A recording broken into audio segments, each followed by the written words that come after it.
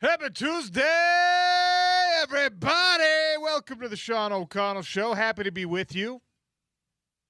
Our show is brought to you by Big Willie's at 1717 South Main, and I have it on the best authority that if you don't have tickets, and I mean plane tickets and hockey tickets to get to the Mammoth game tonight, you want to go to Big Willie's to watch it. 1717 South Main is your location. The food menu is incredible. The drink menu is incredible. They run specials every day that are incredibly wallet-friendly while not giving up anything on quality.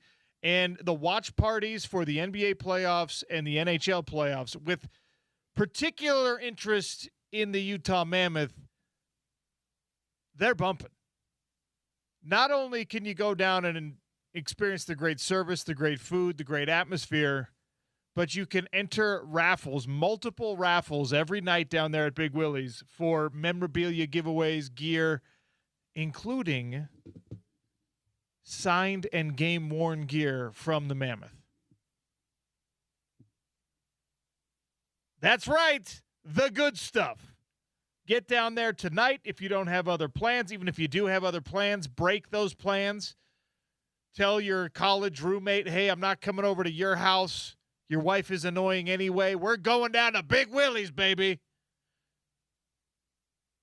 Call up your sorority sister and say, your husband bugs me. I don't want to come over to your house. We're going to Big Willie's.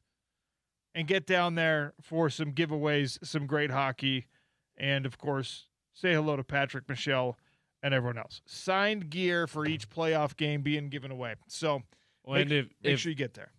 If her husband bugs her, then he's obviously a Golden Knights fan. You don't want to watch with that guy. You don't want to watch with that person. You don't want to watch. Game 2 is tonight down there at T-Mobile. Utah Mammoth will look to make all three periods look more like periods 1 and 2 did in the game 1 of the series. I will anticipate, and we'll talk with Tom Callahan later on the show today. He's joining us at noon. I will anticipate that whether it's Sergachev or it's McBain or it's Tanev or it's Krause, I think that a message, hopefully within the run of play and within the rules, I think a message is going to be sent consistently and early from this Utah Mammoth team. I think that they probably went back and they saw the stat disparities, and they probably went back and watched some film and were just like, man, I know that Vegas is big. I know that Vegas has some bullies, but that doesn't mean we have to be bullied on the hits, on the boards, on the rebounds. I don't think we need to let that happen to us. This Mammoth team is more of a finesse team, like I said, than I think they fancy themselves, but it's not like they don't have the bodies, they don't have the strength, they don't have the athleticism to make it look better than it did in that third period. And I say that because in periods 1 and 2, that physicality disparity was not nearly so evident.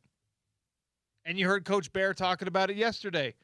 Like, hey, yeah, we found ways to exploit our speed advantage at times. We have to do that more consistently and more deliberately in game 2. I'm high on it. I'm excited about it. We'll be watching. We'll be talking about it tomorrow. We'll be talking about it today, as I mentioned, with Tom Callahan. Gordy first at about 11:30, and then Jeff Schwartz as the draft approaches. And folks are flying down already to get them. Well, I should say flying up. Most people are flying up to go to Pittsburgh. Flying over to get. I don't like when we do the cardinal directions on a map when you say, like, oh, yeah, I'm going up to St. George. It's like, no, you're going down to St. George. I mean, unless you're coming from Mesquite or something. You know what I mean, though. I know, just messing with you. We're going to take a little trip down to Logan. It's like, no, you're not going down to Logan. You're going up to Logan. Yeah. You got to respect the map, or if you're going to do it backwards, you better know that there's an altitude difference. If somebody, because I'm going to call you out. I'm going to, we don't go up to St. George. And then they it's say, like, well, actually. Did you know that it's actually 2,500 feet? Well, I was coming from Kanab, and so I am going up to St. George. Oh, dang it. I was wrong there. Okay, so in that case, I'll listen to you. You could technically say you're going up to Cedar City because Cedar City's a mile high. But if you go over, if you say over, it's kind of the catch-all. I'm going over to Pittsburgh. You don't know latitudinally, longitudinally where it's at. You don't know altitude where it's at. Headed over to Pittsburgh. Headed out to Pittsburgh. Yeah, out is a good one. Out's a good one. Or just say I'm going to a place, maybe, if you're not sure. Yeah, but you always want to throw in that extra. You know what I mean? I always say down in Vegas. You've probably noticed, our listeners probably noticed that in the updates. I always say, whether it's a conference tournament or tonight, the Mammoth playing in Vegas, I don't just say in Vegas. I say down in Vegas. So people don't realize Vegas is actually higher than you think it is. They're about 2,000 feet above sea level. We don't think of it as a high-altitude city or even a medium-altitude city because it's a blazing hellhole desert. And it's like it's in a valley, but it's like Denver's in a valley. Like you can't really see the mountains like you can here. It's true. You think of it lower. It's like who told us? Was it Bill Riley who told us that Lubbock is over 2,000 feet altitude? We were like, oh. Lubbock. Sounds right. Didn't know you. Lubbock. Let's look up Lubbock's altitude. And they have 2 targets now, OC. So Lubbock, let's go. They got 2. Yeah, Lubbock is 3,200 3,200, okay. That's insane. They're up there for Texas, for sure. They're only, 1,100 feet lower than Salt Lake? I don't know, man. This is not altitude radio or geography radio or latitude radio. Directional radio. It's not directional radio, but in any case, players, agents, coaches, Roger Goodell, all headed out to Pittsburgh for the upcoming draft. Jeff Schwartz is going to talk with us about it on the show today. The big news, I think the biggest news in sports in Utah yesterday actually came from nothing competitive at all. It was a coin flip. I mean, some competitive juices in that.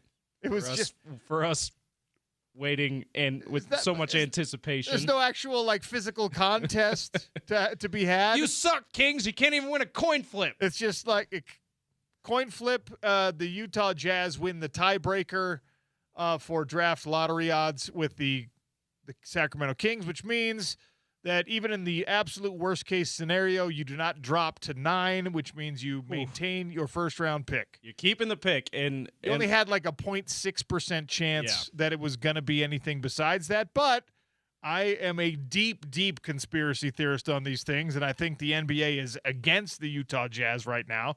They're punishing the Utah Jazz with the tanking stuff, and they tried to make an example of them. So who knows how bad it could have gotten if there was a mathematical possibility.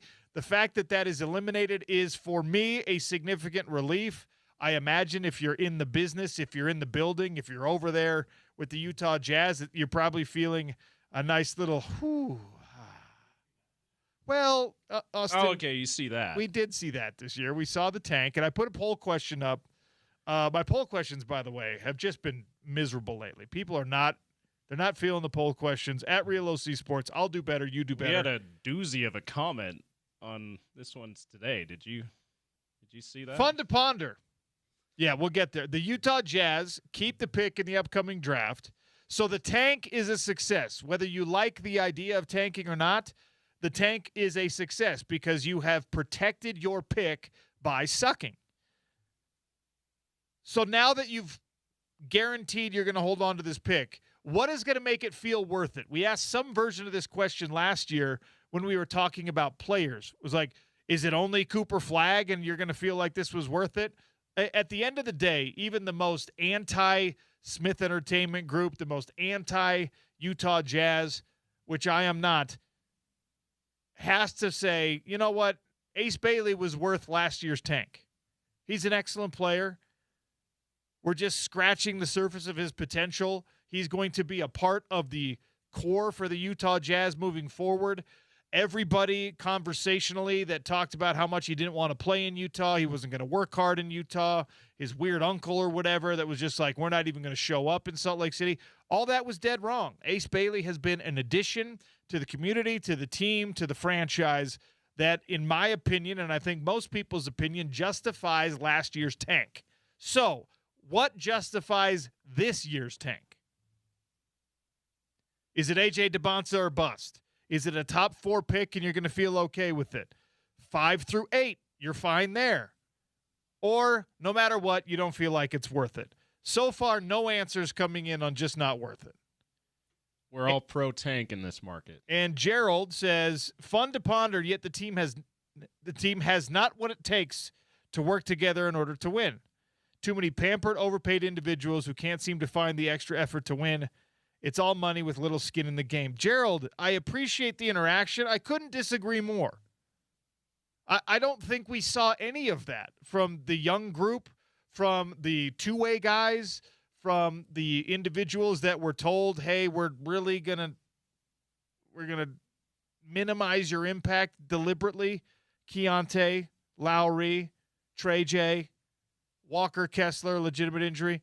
Like, even Cody Williams and Bryce Sensabaugh at times had to be pushed down and told, like, guys, a little too much here. I feel like there were a lot of folks, and this is something that Gordy talked to us about a lot, and this is something that you hear from all the basketball people and really anyone in athletics, period. Tanking is a front office thing. It is not a coaches and players thing. They understand the score. They get it. They do what they have to do. They be professionals about it because there's no other option. But it's not something that anybody wants to do. It's not something that players are invested in. And we saw, in fact, so much effort, too significant of an effort from players this year, that you ended up having to shut down guys that otherwise shouldn't have been shut down. Like, if you go back 2 years and you ask me, do you think the Jazz are ever going to have to shut down Keontae George in order to tank successfully? I'd be like, no, he's not good enough to make a difference. He has worked his way into being good enough to make a massive difference for this franchise. So my belief is you've got a bunch of talent, in a lot of cases young talent, that is champing at the bit to really compete, and they're going to be given the opportunity to do so next year. The leashes are coming off. Does that mean that they're going to win the Western Conference? Probably not. But I think that this Jazz roster, the organization is its own animal. The Jazz roster approached this and handled this as well as anybody possibly could, and that extends to the coaching staff. My belief is that Will Hardy is a good coach. We saw some fiery moments from Will Hardy in this season that showed you, despite his professionalism, how difficult it was for him to manage what he is being asked to manage. He doesn't want to go out there and be like, all right, guys, try hard for 3 quarters, and then we're going to shut you down. Oh, now the NBA is going to fine us for that. All right, guys, the starters are all injured, so you guys, they all want to go win. And next year they're going to be asked to go win. And that's easier said than done. When you have learned bad habits, this is one of the great lessons of my life, okay? For whatever reason, the group of guys that I grew up with, my dear, dear friends that I played Little League sports with and all the way through high school, for whatever reason, whether it was a coaching thing, whether it was our own personal flaws, we never learned to win. We never learned to, from top to bottom, develop and cultivate winning habits. It was never demanded that everybody show up in the weight room all summer long. And so 6 of us would, and then the 6 of us that did would hold that over the heads of the guys who didn't and would feel superior to the guys who didn't because we put in the work, and resentment would build. And I would say, because I'm that kind of guy, I'm the brash, loudmouth, bad type of leadership, especially back then. I would say something and then more sort of resentment builds and all that stuff. That's when we got to high school. We never learned how to win, okay? I didn't realize that until I got to college football, and I was part of a franchise, part of a program that did know how to win. That was one of the craziest, most eye-opening things in the world for me, and one of the most humbling and terrible things, because on a bad team, I was good. On a good team, I was nothing. And I was just like, man, this is rough. You go from being a two-way starter team captain and you end up being like a bottom of the barrel walk-on, and you're just like, hold on. I think I'm doing things the right way. This Jazz team is being asked next year to do something nearly impossible. Get rid of all those bad habits, conscious or subconscious bad habits. Get rid of the sentiment that you were actually punished for your good habits. And now go out and win, and go out and make those good habits, make that professionalism, make that consistent extra effort, make that a part of your core identity as a team. And while you're doing it, further integrate Ace Bailey, further integrate these young players, integrate whoever the draft pick is, and make this whole thing worth it. That is a Herculean effort. That is something that is going to take heavy, heavy lifting. And I think this franchise is capable of it. It's probably going to be a little bit uglier than we thought. And by the way, we get to juxtapose what we see from the Utah Jazz against the Utah Mammoth, who arrived sort of as an almost finished product, right? They're a playoff team this year. They're still not a finished product, but they arrived like 3 years away from being a finished product. The Jazz are 6 years away from being a finished product, 4 years plus away from being a finished product. We are just now going to start the, all right, let's try button. So all of that makes this team a heck of a lot more interesting than they have any business being. I'm excited to see what the draft lottery brings. I'm excited that they have maintained their pick through the most obnoxious, annoying, difficult to handle from a fan perspective practice in pro sports right now. It is an evil that is totally necessary. I don't think there's anyone in the building that is wrong for doing it the way that they have done it, because that's the system we live in. Now let's see what happens. What will justify this tank for you? At Real OC Sports, go vote on the poll. AJ DeBonsa or bust, a top 4 pick, 5 through 8 is fine, or no matter what, it's just not worth it. James, how do you answer it?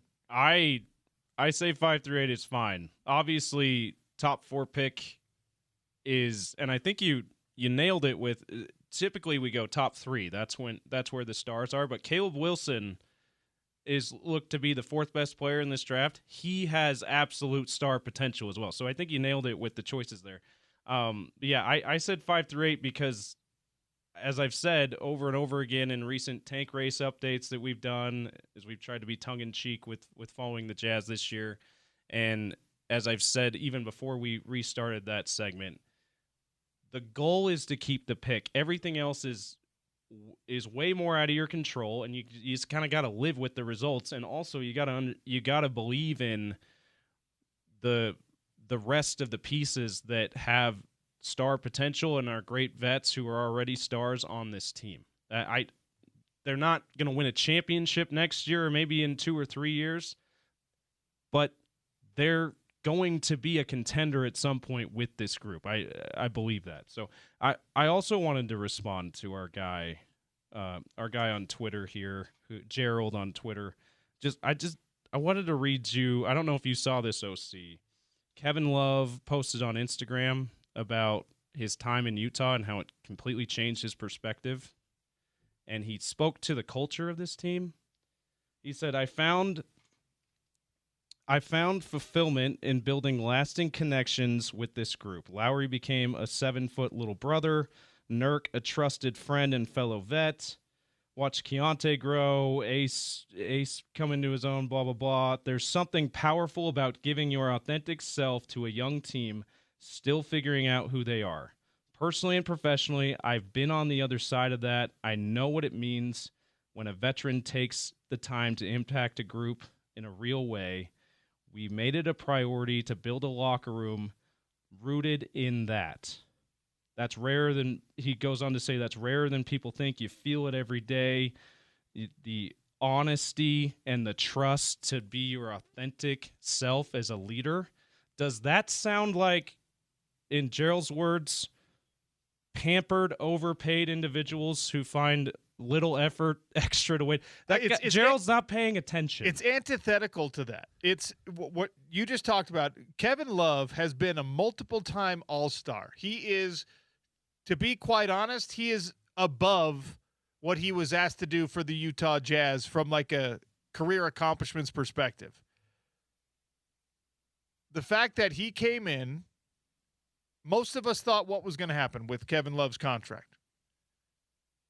When Kevin Love, we were like, this is going to be a Derrick Rose situation. This is going to be one of those Russell Westbrook. It's just like, all right, thanks for the random aside. I said all offseason buyouts coming in like days, and it never happened. We all believed it was going to be a buyout situation, and what you got instead was something that just those few words from Kevin Love tell you was a meaningful, important thing in the Utah Jazz universe and in his decorated and accomplished NBA career.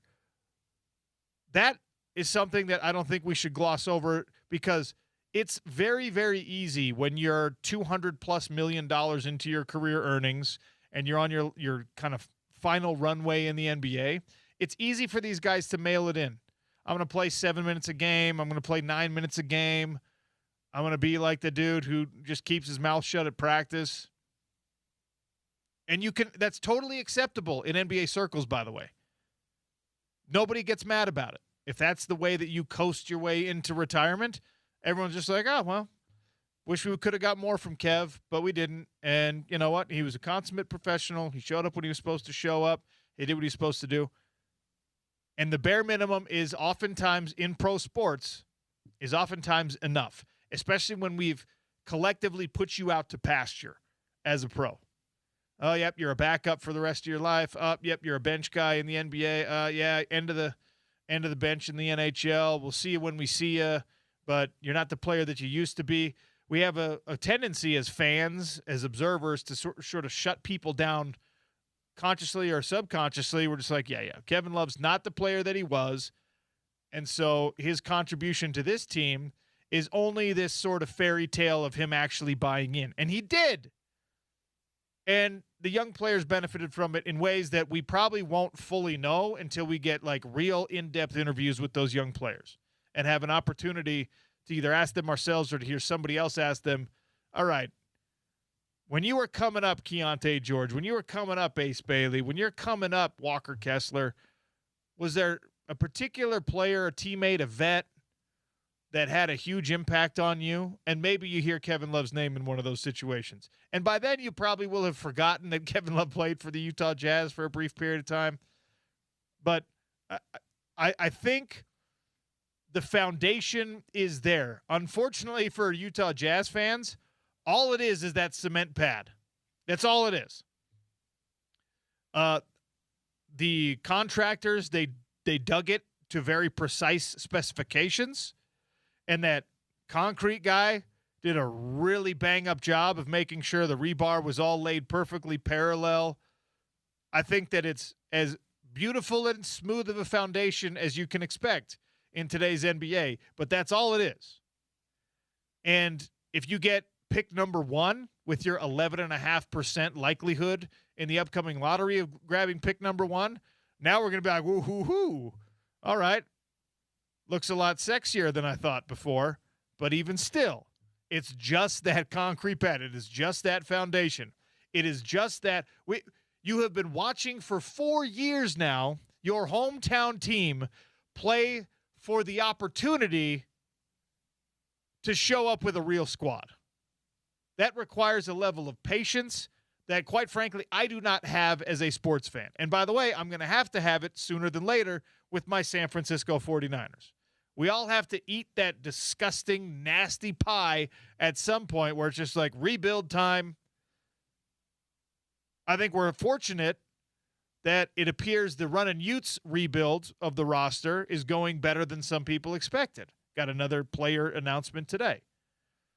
I think we're fortunate that whenever the foundation and the house and the hall and the stadium had to be ripped down in the Kyle Whittingham football era, we didn't have to fully reset because of what he had done, because of the fact that Morgan Scalley knows how to win, because Morgan Scalley has been an integral part of building winning habits and winning culture.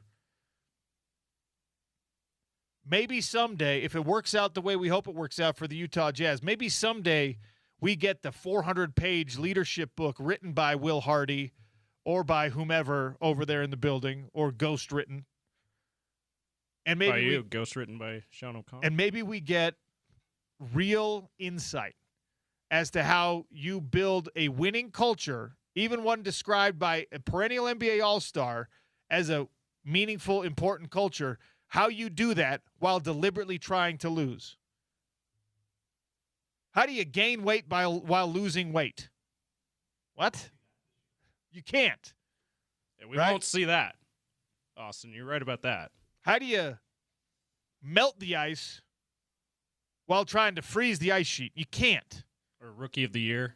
Hot ice. How do you achieve the opposite culturally while in the win-loss column you are deliberately tanking? You're not supposed to be able to do those things. But we hear from Kevin Love and from people who know, Gordy Chiesa, who's going to join us in just a second, that there's some alchemy going on here. The gold is somehow being extracted from the lead. It's not supposed to be physically, chemically, spiritually, emotionally, culturally possible. Is it happening? Was it happening this whole last season? I mean, you saw more good than bad from those young guys. You saw more effort and teamwork and chemistry from those people than really had any business being there. Compare them to the Wizards. Compare them to some of these other franchises that were racing toward the bottom, and the Jazz came out looking a lot better. I really think it's the Jazz and probably the Pacers in the league in the last, 10 years plus that we've dealt with, starting with the process Sixers deliberately trying to lose. I feel like it's this year's and I would say last year's Jazz as well, and this year's Pacers that have been able to maintain that identity, that winning culture without actually winning, which is just, well, like you say, they're it's in a unique bananas. situation because, if you're the Pacers, and maybe this is how the Jazz maintain it, if you're the Pacers, you could be like, but we're a great team, we're a winning team when we have Tyrese. And maybe that's how the Jazz have been doing it. Like, hey, we're actually a really solid team when we have Lowry, when we have Walker, when we have Keontae. Now that we got this Trey J guy, we got Jaren Jackson Jr., all of a sudden we're like a real contending squad. Maybe that's how you just tell yourself, you lie to yourself conveniently, hoping it's a truth in order to maintain positivity. Mind games. Maybe that's it, right? The mentality of sports is a fascinating thing. I want to go to the text line before we take a break and come back with Gordy Chiesa. This is from Derek, one of our loyal texters, one of our favorites. With complete honesty, unless we get a top 2 pick, I wouldn't say the tank is worth it. But I'm just happy it's over regardless. I'm hoping it's a guard or wing. Sure, we'll get a good player either way. If there's a problem with the league, it's Adam Silver creating this lottery system and acting like the NBA isn't broken. Ryan says the most Jazz thing would be win the toss, then the Kings draw the first pick, which is, by the way, the Kings still have an 11.5% chance of being the top pick. And if they somehow win the lottery in the spot that the Jazz would have been had they lost the coin toss, then yeah, that would be the most Jazz thing ever. And that would be a twist of the knife. And by the way, it would be Adam Silver who has made it happen. I know that text from Ryan speaks to your conspiracy-loving heart, OC. Yeah, it is important it's an important distinction. The Jazz won this first very important battle, if you will, by guaranteeing that they have a first-round pick at all.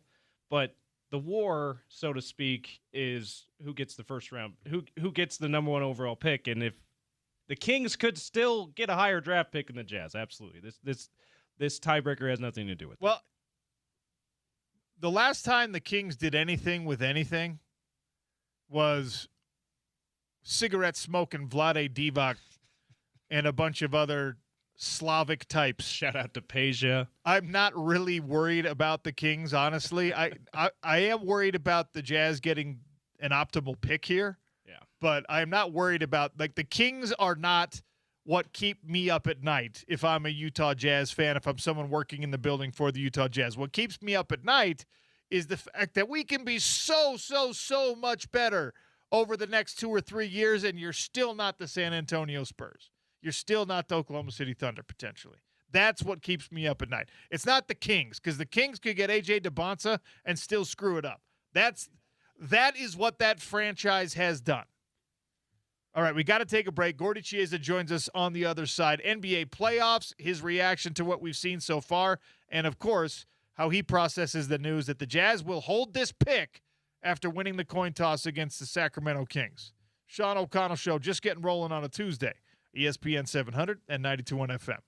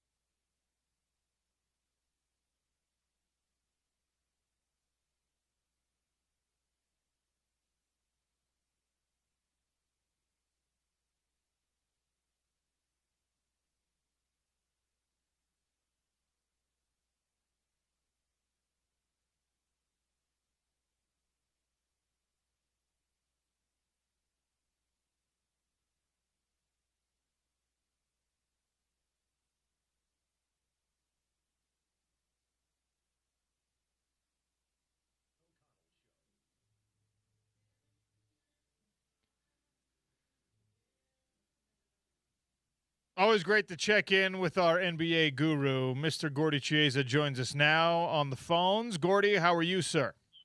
Oh, see, I'm doing well. Thank you. NBA playoffs underway. We'll get to that here in just a second. But the good news yesterday in Salt Lake City was that the Utah Jazz win the coin flip, and there's no mathematical possibility for them to lose that first-round pick. It was not likely anyway, but they beat the Sacramento Kings via coin flip, and now they will pick no lower than 8th in this upcoming draft. How much concern was there still in the building that, you could possibly get as unlucky as you would have to be in order to lose it? It's concerning. Absolutely it was. And thank God the lottery gods so far helped the Jets, because last year it didn't work out that way. So the Jets are guaranteed to pick no higher than ever 8. But just say the lottery gods are good too. Just that there's no as far as teams jumping in as far as ahead of the Jazz. So the Jazz probably going to pick number 4. So they're staring right at Caleb Wilson, the running 4-man from North Carolina. So the way the draft should read, Sean, probably number 1, A.J. DeBanza from BYU, Darren Peterson from Kansas, Cam Boozer from Duke, and 4, Caleb Wilson from North Carolina. And 5, 6, 7, and 8. In any order you could debate this, could be Darius Acuff from Arkansas, a point guard who's very talented, Mikael Brown, a combo guard from University of Louisville, Keaton Wagler, a shooting guard from Illinois, and Kingston Fleming, a point guard from Houston. Those are probably the 8 that are going to be there. So the Jazz are going to take probably one of those 8 guys, which is good. Let's say they land somewhere between 4 and 8. Is it best player available, or are they drafting positionally knowing that they've got their core mostly sorted out? Best player available. But again, it's going to be Caleb Wilson or Cam Boozer. I know it sounds blasphemy. This kid, Caleb Wilson, got hurt. He's like this running, jumping jack forward that's got unbelievable talent, and he runs the court, and he's a winning game. And so he broke his wrist at Carolina back in early February. So it's almost like out of sight, out of mind. And Cam Boozer, we know about Boozer, that he's a tremendous all-around player. He knows how to play. So after the first 4, then it's based on, again, these guys are all point guards or combination guards. So it's going to be based on who's on your roster already. Generally speaking, Sean, after the first 10, then you take the best player available. The position-wise. But 1 through 10, it'll be just based on talent. All right, let's get to these NBA playoffs here. Any big surprises for you so far? We've had some lopsided victories. We've had some hard-fought, close games. We've had a couple of upsets already, although no series is over, just individual game upsets. Has there been a big surprise for you so far in these playoffs? Yeah, the Magic. The Magic were out for the count the whole season. They got healthy, and they got more focus, and they took it right to the first-place Detroit Pistons. Took it right at them. And so the 8th seed, the Orlando Magic, really outplayed, outfought, really out-physical the Detroit Pistons. And now we'll see if the Pistons can respond to that. And that was surprising in a good way. And also, I'm surprised in a way where the Knickerbockers lost last night at home to the Hawks, of how they allowed C.J. McCollum, who's a really good player, but they had no answers for him as far as guarding them. And the Knicks only scored 15 points in the fourth quarter last night at home, and that's really disturbing if you're a Knick fan. As long as we're talking Eastern Conference playoffs, the Cleveland Cavaliers are up 2-0 on the Raptors right now, and Donovan Mitchell, the former Jazz man, is playing well. Yes, he is. He's playing tremendous. Again, Donovan Mitchell's out of sight, out of mind. But do you remember how well he played here in Salt Lake City in the playoffs? He's averaging this year, just quickly, 31 points per game in the first 2 games, 5 rebounds, 4.5 assists, and shooting 55-8 from the field and 47-1 from threes, 8 for 17. But here's the point about Donovan Mitchell's really brilliance. Sean, he's sixth all-time in the NBA playoff history for most points averaged per game.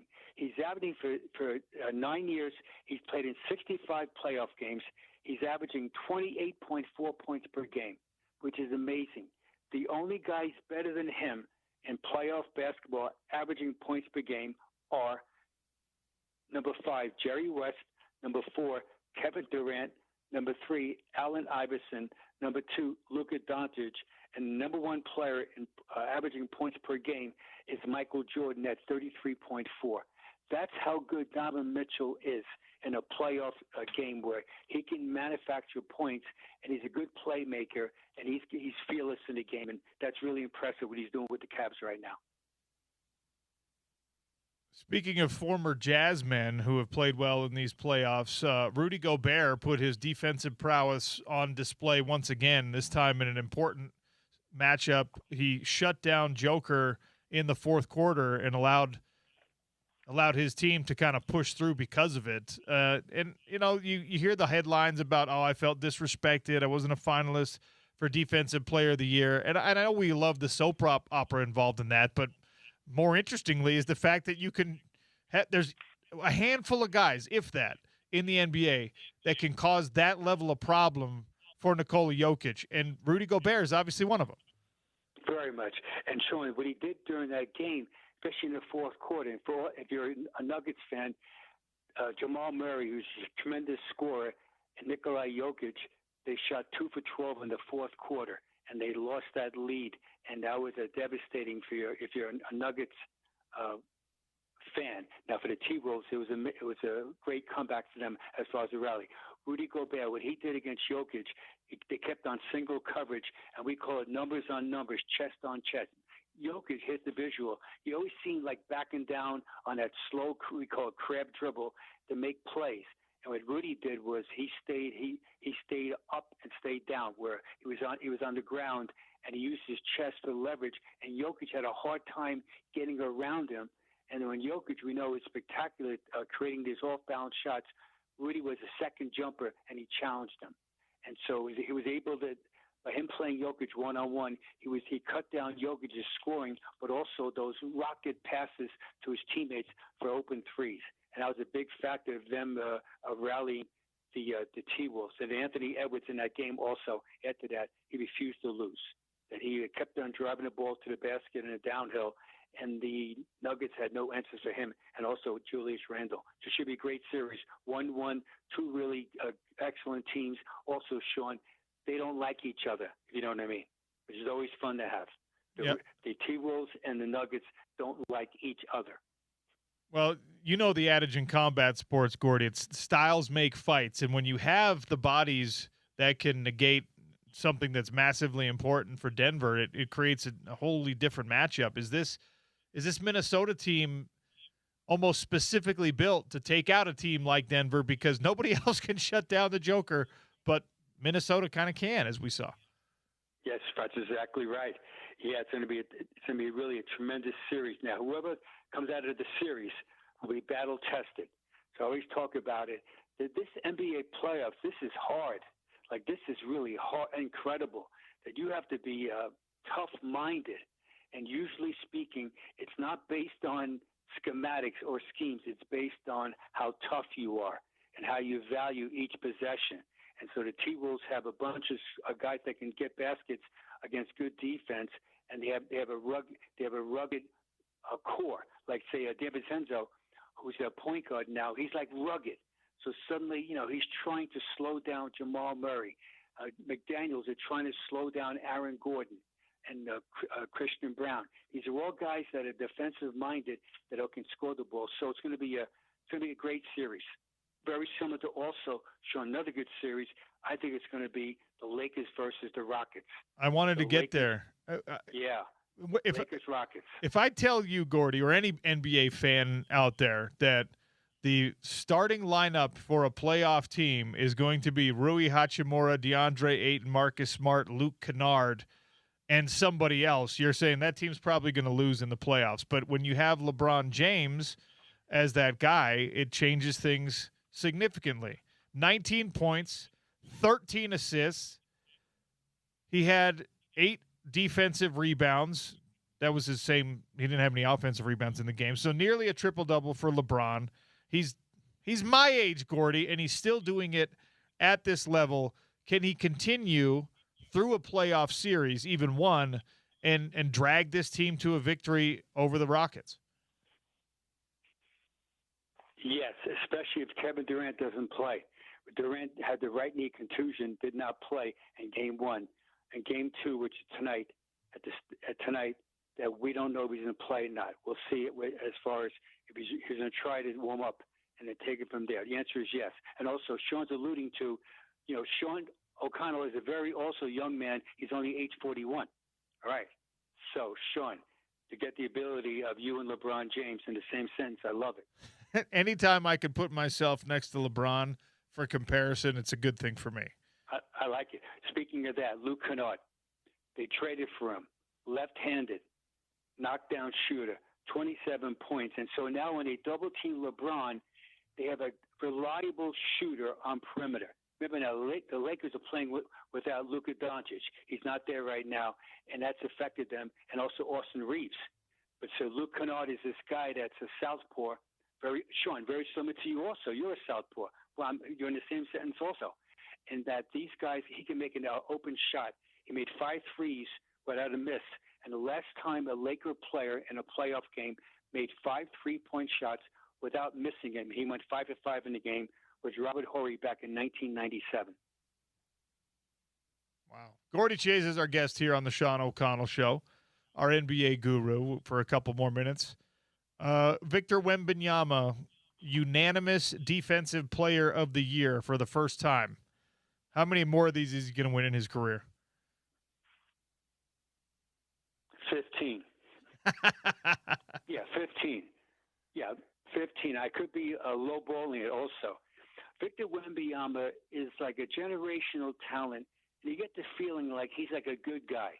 Like people like him because he's the way he plays the game, and he's always giving wonderful comments to his teammates and praising them. So Victor Wembanyama, the Defensive Player of the Year, the first year ever they voted on it was 1982-83 season. So, Sean, if Bill Russell played, he would have won every year Defensive Player of the Year. That's the first premise. Let's fast forward to, more importantly, 50 years later.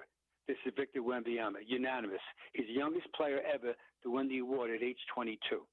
So in jazz basketball, as always, let's equate jazz basketball as they go forward to play against Victor Wembanyama. They've got to figure out some way how to move him around defensively to get him away from the rim and the lane. And also, when they do penetrate, they've got to master the art form of taking that organized off-balance floater to freeze the shot blocker, meaning Wembanyama. And then also the last point of that, to go against Wembanyama, you have to put stress on, not on his length, but on his feet. You've got to move him around and take him away from the basket and then try to drive it and make him get in early foul trouble by trying to guard driving action versus what? Defend what? The lane. It sounds so interesting, but it gets really complicated in what? The application of actually doing it. That's called basketball. Gordy, do you have a list today? Yeah, my list today, Sean. Again, we're going to praise it's a quick list. We're going to praise some people with unbelievable careers. This list today, Sean, is the most career seasons by NBA players competing in the playoffs. So how many seasons did these players play all time in playoffs basketball? With 16 postseason appearances, they are Robert Parrish, Terry Porter, Derek Fisher, Robert Horry, Scottie Pippen, and Al Horford. With 17 postseasons as a player, they are Clifford Robinson, Shaquille O'Neal, Jason Kidd, Tony Parker, and James Harden, now of the Cavaliers. With 18 postseason appearances, they are Kareem Abdul-Jabbar, and for Kareem, the last time he played in the playoffs was 1989, and Tim Duncan also with 18. The last time Duncan, Sean, played in the playoffs was 2016. Do you believe it? 10 years ago. The number one category for the most ever postseason appearances. There's 3 players tied with 19. I had the privilege to coach 2 of them. Karl Malone, 19 postseason appearances, 18 with the Jazz, 1 with the Lakers. With Karl, the last appearance with the Lakers was 2004. John Stockton, 19 postseasons. His last year was 2003. And tied also with the most ever is LeBron James. We know right now this is 2026. So next year, LeBron, if he does play, will break the record when he plays in the postseason for the most ever appearances in postseason, which will be next year will be 20. Thus, that's the list of today. And you add to this, to play in the postseason, besides your own ability, you need durability and you need also trusted sidekicks to help you get to the postseason. So besides your own brilliance, you need other players around you to help you get to the playoffs and to keep advancing. I almost forgot to ask you this, but I want to before I let you go. Billy Donovan has walked away from the Bulls. What's next for him? And maybe more importantly, what's next for the Bulls?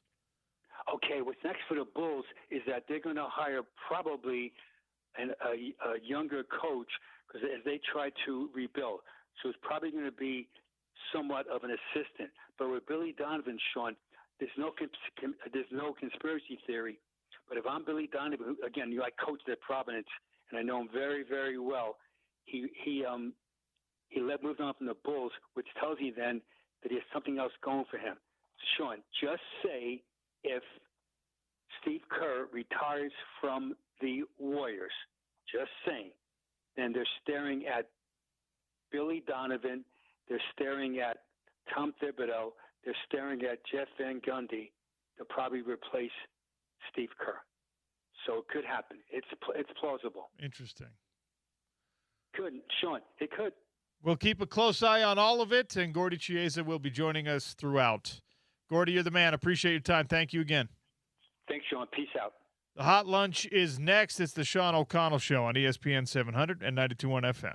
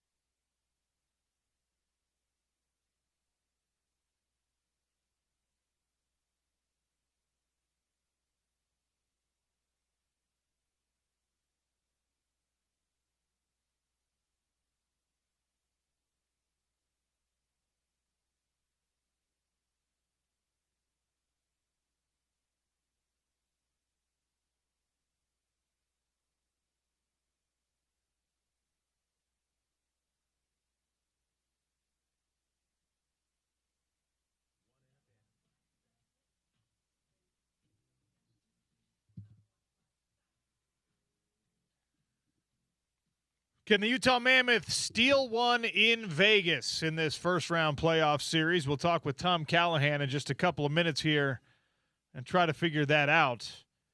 Big news in the hot lunch. The Runnin' Utes have signed another European star, Alec Anagbata, 6'8", with a great shooting percentage, especially from beyond the arc, is headed to Salt Lake City. He is signed, and there's going to be a very distinct international flavor. He's from Munich, Germany.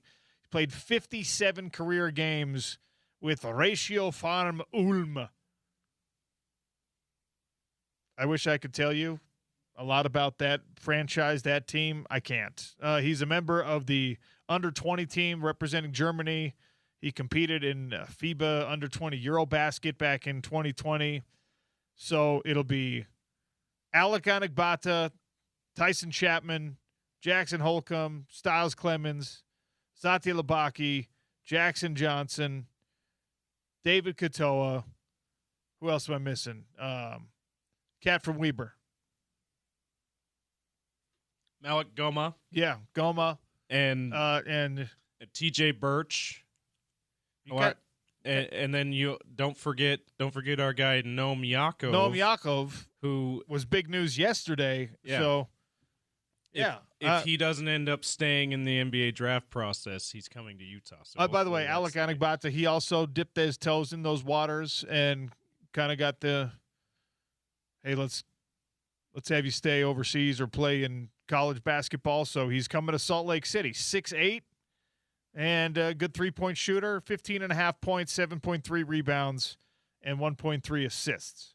I would say, OC, they got a couple of 6'8" guys, at least out of the transfer portal and out of Europe in this case. If I'm not mistaken, that's like their biggest guys right now.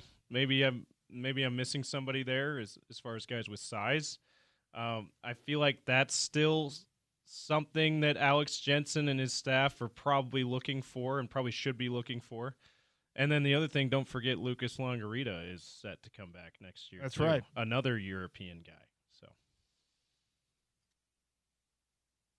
if you're looking for a 7-footer, the current estimate, according to Google, is that there are a total of 3,000 7-footers on planet Earth. So they don't just grow on trees. The same search cites a 2011 Sports Illustrated article that said 17% of American men who were 7 feet tall had played in the NBA. So if you're 7 feet tall and American, you got a 1 in 5 chance of playing in the NBA. And that's from 2011. So probably now that's if you're 7 feet tall anywhere in the world, because someone's going to find you and funnel you into basketball. need to make a trip over to the Netherlands, right? Just find a athletic Dutch guy who happens to be 6'10". I was at the Amsterdam airport last weekend, and I saw like 8 people who were pushing 7 foot. Everyone in that country's so dang tall. The men, the women, they all make you feel very short. James, you're a tall guy. You're taller than most people in most rooms. You go to the airport in Amsterdam, you're regular. Yeah. You're average. Yeah, that's got to be strange for for certain people. I'm 6'1" and I'm looking up at everybody. Yeah, including like the middle-aged woman taking my ticket at the counter. I'm just like, why are you so tall? You're scaring me. You're not a short guy by in objective standards, and you feel that way too. I am it's there. like, man, over there I am. Tallest nation in the world, apparently. Anyway, this is not Geography Radio, as we talked about before. It was a strong first 2 periods for the Utah Mammoth. They fell apart in the final 20 minutes against Vegas in Game 1.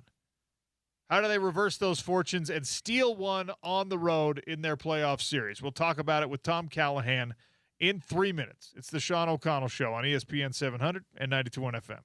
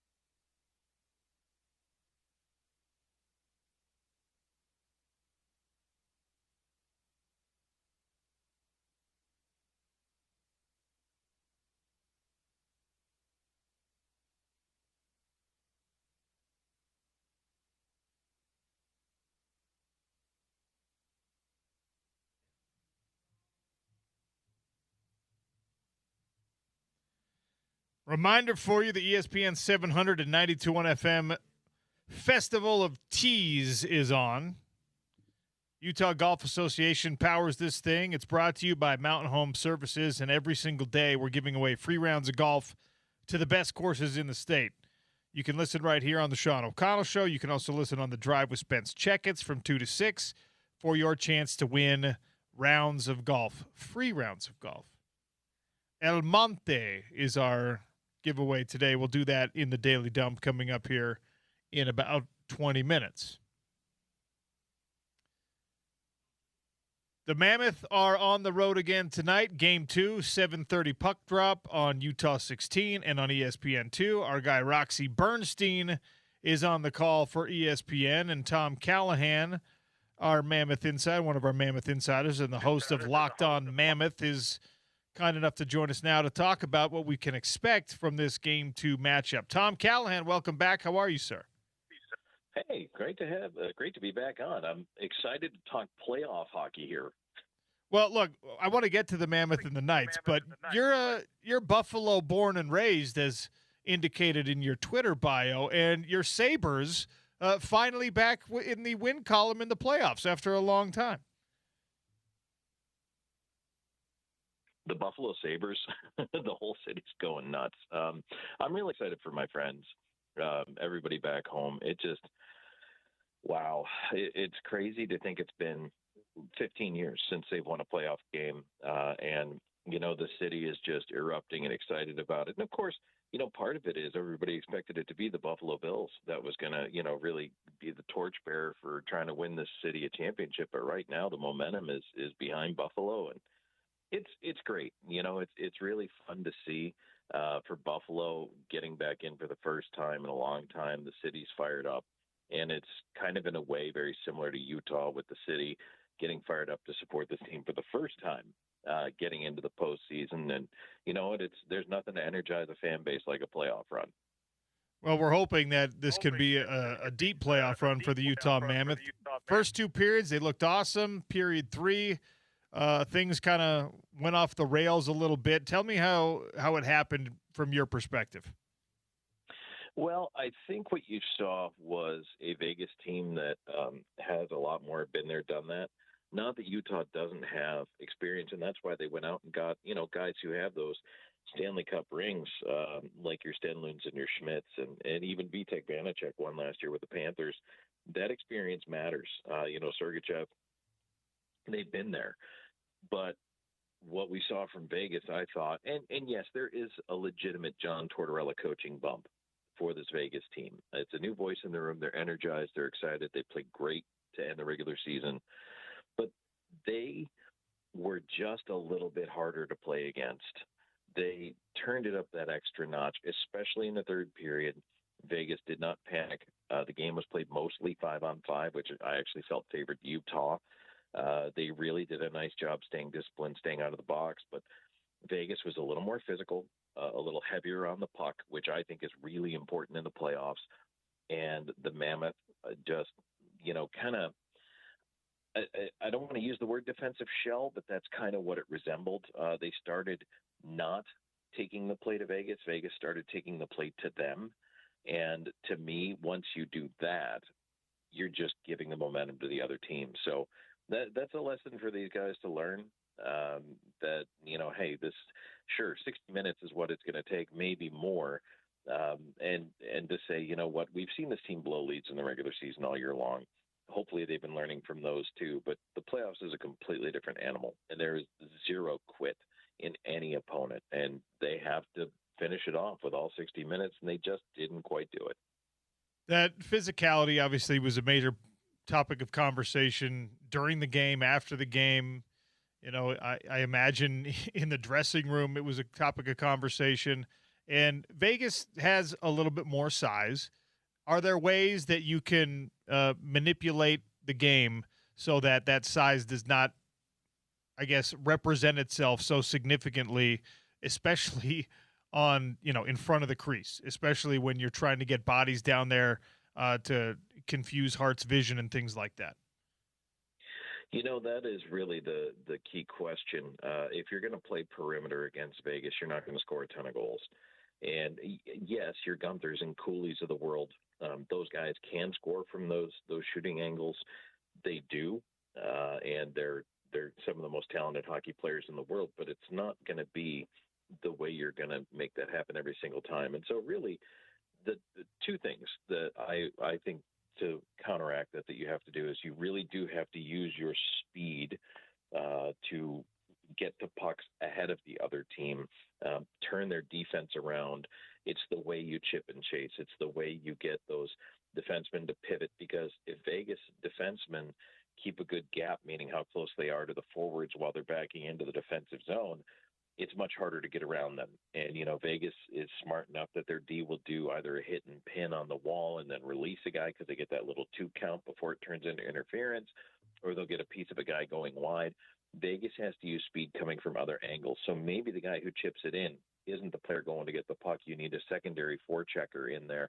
That's really how you're going to counteract that physical play. But then once you're in a battle on the wall, you just have to win with energy and enthusiasm and strength and being smarter by supporting the puck up high as opposed to cheating the game, as they say, and trying to be down low. Where you're like, oh, I'd be in a better scoring situation. Well, you need to be on the defensive side of the puck so that if it does come out that way and supporting that puck battle, then you're still going to end up with possession and you can keep it in the zone. So there's a lot of those little things they can do, and they really do need to do with regularity.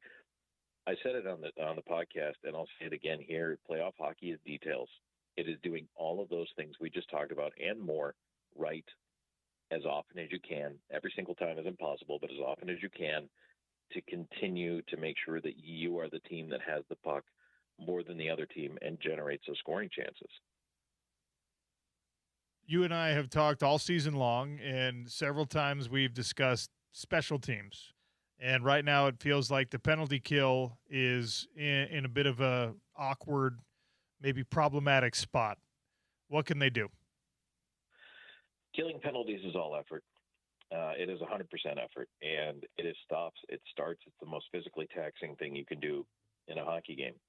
You are constantly going back and forth. You're in motion, and the discipline of the penalty kill is what they really need to focus on. It is maintaining, the box. It is making sure that you're not getting caught chasing a guy. And they've been guilty of that on different occasions this year, especially skilled players. Sometimes you'll see them almost like, they become entranced by watching whoever it is, the Eichel, the Marner, whoever, up and down the wall or carrying across. And then all of a sudden, the minute they cross over with someone else and they carry the puck deep, if you don't have the communication to know who's doing what, that's when the box breaks down. It causes an odd man situation where there's a guy free somewhere. And that's really it. It's going to be the discipline and the hard work to keep your formation, to not chase, and to not get caught watching. It's also that mental acuity to stay sharp at that point of the game. It really is more than anything else. That's why you don't always see superstars out there killing penalties. Some do, but not all of them do, because they don't have the discipline and the focus to be able to execute that game plan all the time. And that's really what it is. It's executing the game plan. And quite frankly, look, sometimes on a penalty kill, you just get beat. Some team makes an awesome play. There is one more guy on the other team. That happens sometimes. Tom Callahan, our guest, talking Utah Mammoth as we get ready for Game 2 tonight in Vegas. Right now, Utah, of course, trails the Golden Knights 1-0 after the comeback victory for Vegas in Game 1. All right, so if you're looking for a tone setter, if you're looking for somebody that can early in this game and consistently all the way through, I suppose, let Vegas know that what happened in that third period, the bully ball that they were able to play, is not going to happen. Is there one person on this Mammoth roster who can do it? Is it going to have to be a concerted team effort? Do you have to fight to send that message? How do you get that done? All of the above. All the above.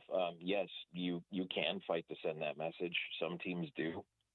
It's easy for me to go ahead and say, Brandon Tanev, you need to be that guy. And we've talked before about how, he's really had a disappointing season, and I wish he would be that guy, but I'm convinced at this point he's not. So I'm not looking for him to be the solution. I don't know if they're, toying with the idea of putting Tuna in the lineup. I'd love to see Liam O'Brien out there, but the guys who I know are going to be out there, McBain, even though I know he's probably a little banged up, he's a guy who can be one of those players. But really, the guy and the line that needs to do this is Lawson Krause and his line with Schmaltz and Keller. They were at -8 in game one. They cannot be -8 in game two. And Krause is a big guy. He's a physical guy. He can create space on the ice. He's got a letter on his sweater for a reason. He absolutely needs to be that lead by example, get in their face guy. He used to have the nickname the Sheriff. He used to call Lawson Krause the Sheriff. I would love to see the Sheriff saddle up and ride again. If we're grading Veggie from that first playoff appearance we've seen with him in a Mammoth uniform, how'd he do? He was fine. I didn't have a problem with this game, and I know I've been maybe one of his harsher critics this year. I really didn't have a problem with the game. I didn't think either goaltender was over the top spectacular or really bad. I think he did enough that they could have won that game. I think he was fine. I think he appeared to handle the nerves fine. For me, it is more in the playoffs about team defense and goaltending being hand in hand with one another. And so the more Utah does take care of their own zone in the front of their own net, Veg is going to give them more often than not. He's going to give them the first save.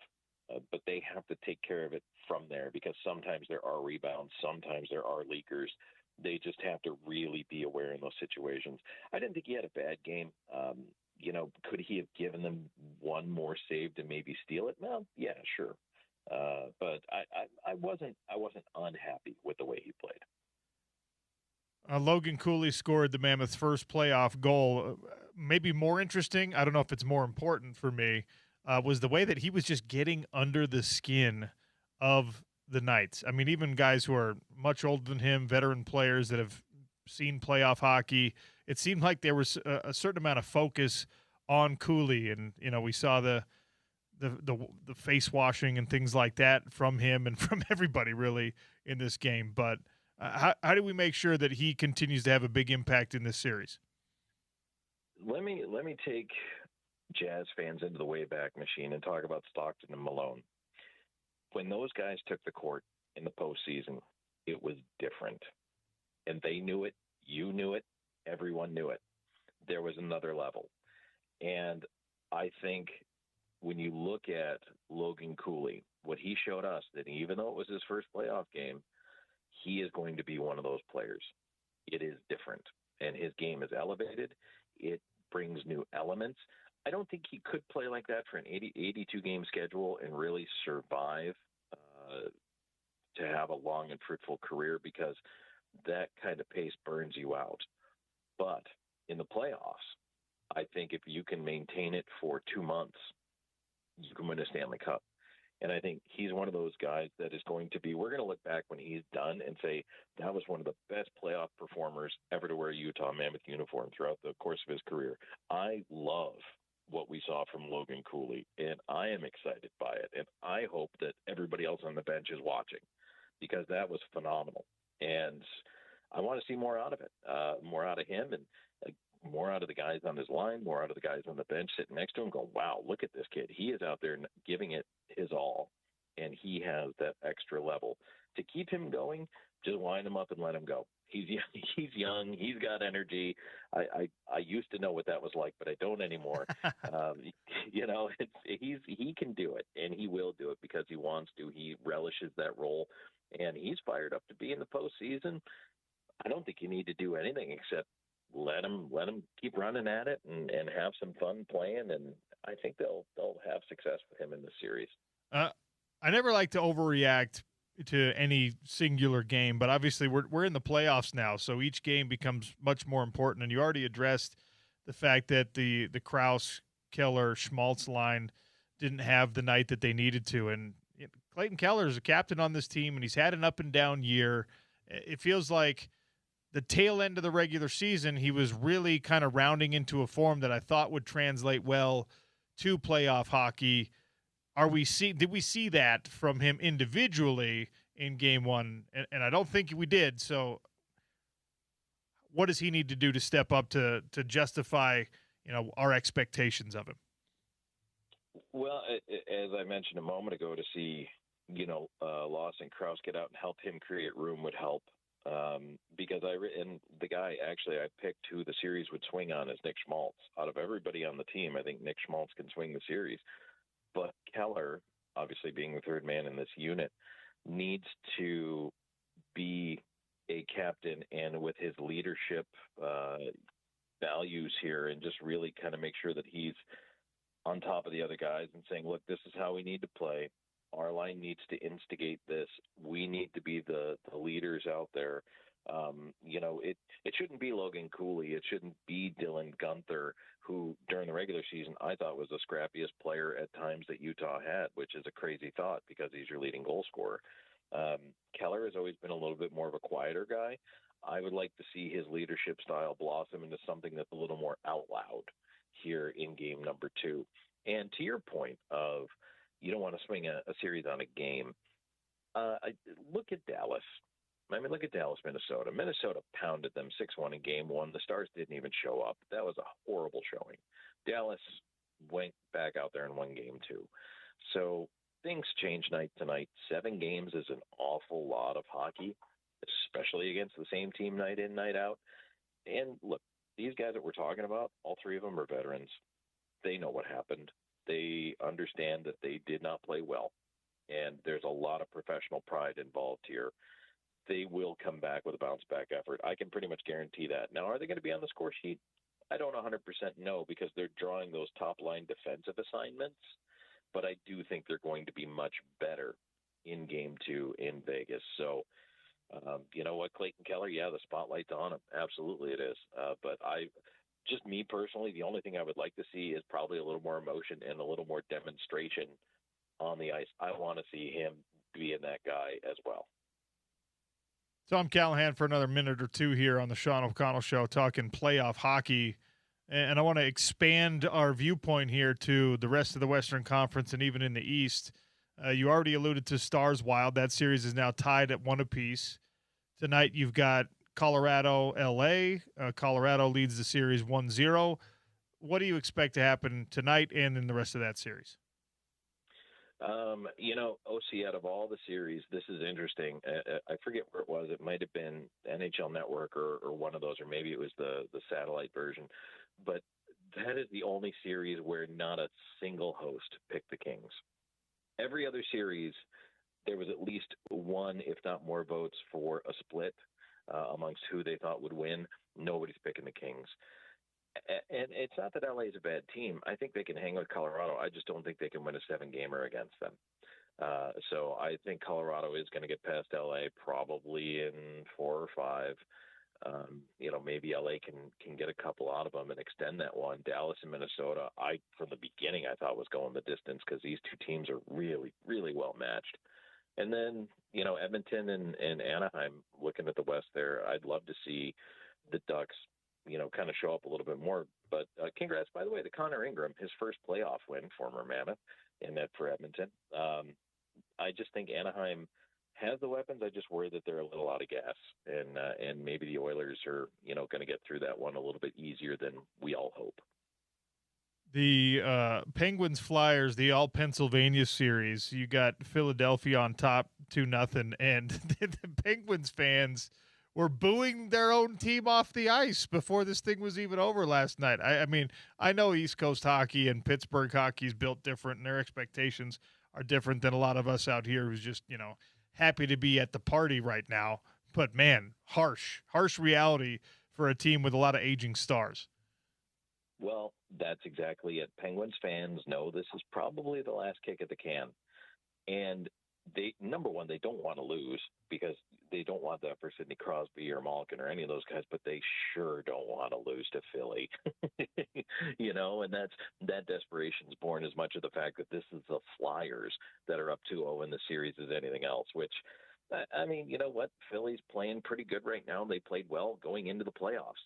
Pittsburgh, quite frankly, shocked everybody. I keep thinking Pittsburgh's window closed 4 years ago, but yet here they are, second in the division. So the Penguins aren't out of this series, but they better wake up in a hurry because going on the road to Philly, Game 3, there's not a whole lot of must-wins here, but Game 3 for Pittsburgh is a must-win.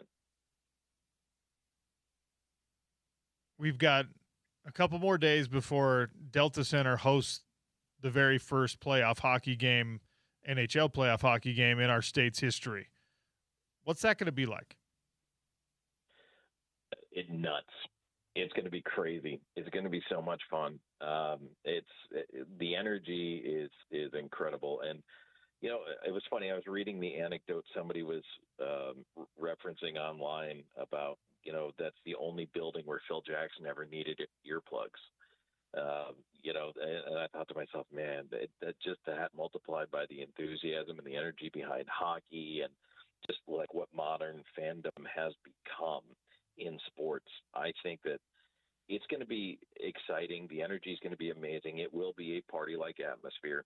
I think everybody is pretty darn happy to be in the postseason. Eventually, believe me, we're all going to get to a point where you want to win every single time out in every single playoff series, and anything less than a cup won't be good enough.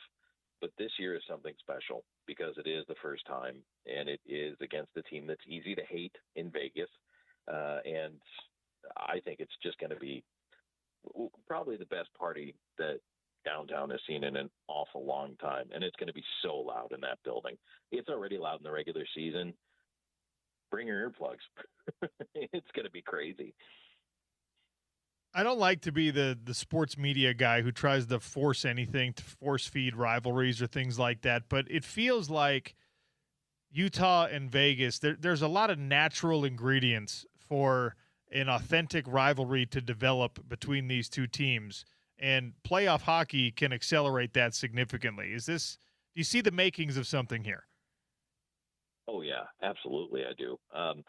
When I was with Nashville, when I was doing play-by-play with MOC, we came into a series against the Anaheim Ducks. Neither team cared about the other team before that series. And then in that 6-game playoff series, which Nashville won, an instant rivalry was born. And for the next 5 or 6 seasons, pretty much until Corey Perry left the Ducks, Nashville and Anaheim was one of the biggest burning rivalries in the NHL. And that it was born out of the playoffs. And I do see that with Vegas because, as I say, Vegas is an easy team to make your Darth Vader or, insert villain here because of the way they run things. They very much, and they're cool with it. They're cool with being the evil empire. They're cool with being the team you love to hate. So that, I think, unto itself, already walking into it, people are going to be predisposed. Utah fans are going to be, we don't like these guys. But now on the ice, it's going to get even better. It's going to get even more obnoxious. And there's a lot of things you can glom onto. Plus, the geography is there. They're a new franchise. We're a new franchise. There's a lot of things. There's going to be a lot of comparisons between the two. So I really believe that there is all the makings of a Vegas rivalry. Last thing before I let you go, and it has nothing to do with the Mammoth or the playoffs or anything else, but there's a really interesting article in The Athletic about how the Seattle hockey experiment is not going well right now and some of the factors that might be contributing to that. Attendance is good, but the results on ice are just not there. Is it going to take an ownership change, you think, to jumpstart the Kraken? Oh, no, I don't think it'll take an ownership change.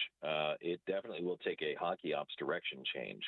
I remember back when they were setting that team up that they went a completely different direction than anyone expected in building that team because everybody was thinking the way the expansion draft was set up for Seattle, they'd have the same success as Vegas in building their team. Yet the way they built that team was much more plugger, grinder, traditional, we're going to lose 60 games while we figure it out expansion team. And I was kind of shocked by that. They did not go after some really big notable names who, by the way, including Sergei Bobrovsky, was out there. They could have plucked him as one of their expansion goaltenders. There were a lot of moves they did not make at that time that left a lot of us scratching our head. And then they brought in Dave Hackstall as a head coach, the first head coach, and he had never had a ton of success. It was weird how they almost talked themselves into being an expansion team in an old school kind of we're going to be bad for a while way, whereas Vegas did not do that. So they've been set up since before they took the ice as a team that I felt was behind the eight ball. They haven't drafted well. They certainly haven't scouted well. They've spent money in weird places. They threw a ton of money at Philip Grubauer. There's just a lot of signings that didn't go well. That's a front office thing. It's got nothing to do with ownership. They just really need a different hockey culture in that building if they're going to get it going. Tom, can't tell you how much I appreciate your time again, and look forward to hopefully seeing you on Friday. OC, I look forward to it, and I cannot wait to see what Delta Center is going to be like. Tom Callahan, Utah Mammoth insider, host of Locked On Mammoth. Check him out on Twitter at Callahan on air. 7:30 puck drop tonight, and if you're not headed to Vegas to watch the game, go to Big Willie's to watch the game. 1717 South Main. They've got food menu specials. They've got drink menu specials. They've got the pool hall ready for intermissions, and they've got signed gear to give away via raffle. Tell them OC sent you and demand that they give you, I don't know, like an extra ticket for the raffle because of that. El Monte round of golf to give away. The Festival of Tees is on, powered by the Utah Golf Association, brought to you by Mountain Home Services. We are giving away free rounds of golf every day right here on the Sean O'Connell Show and on the Drive with Spence Checketts. We'll do it next in our daily dump. It's ESPN 700, 92.1 FM.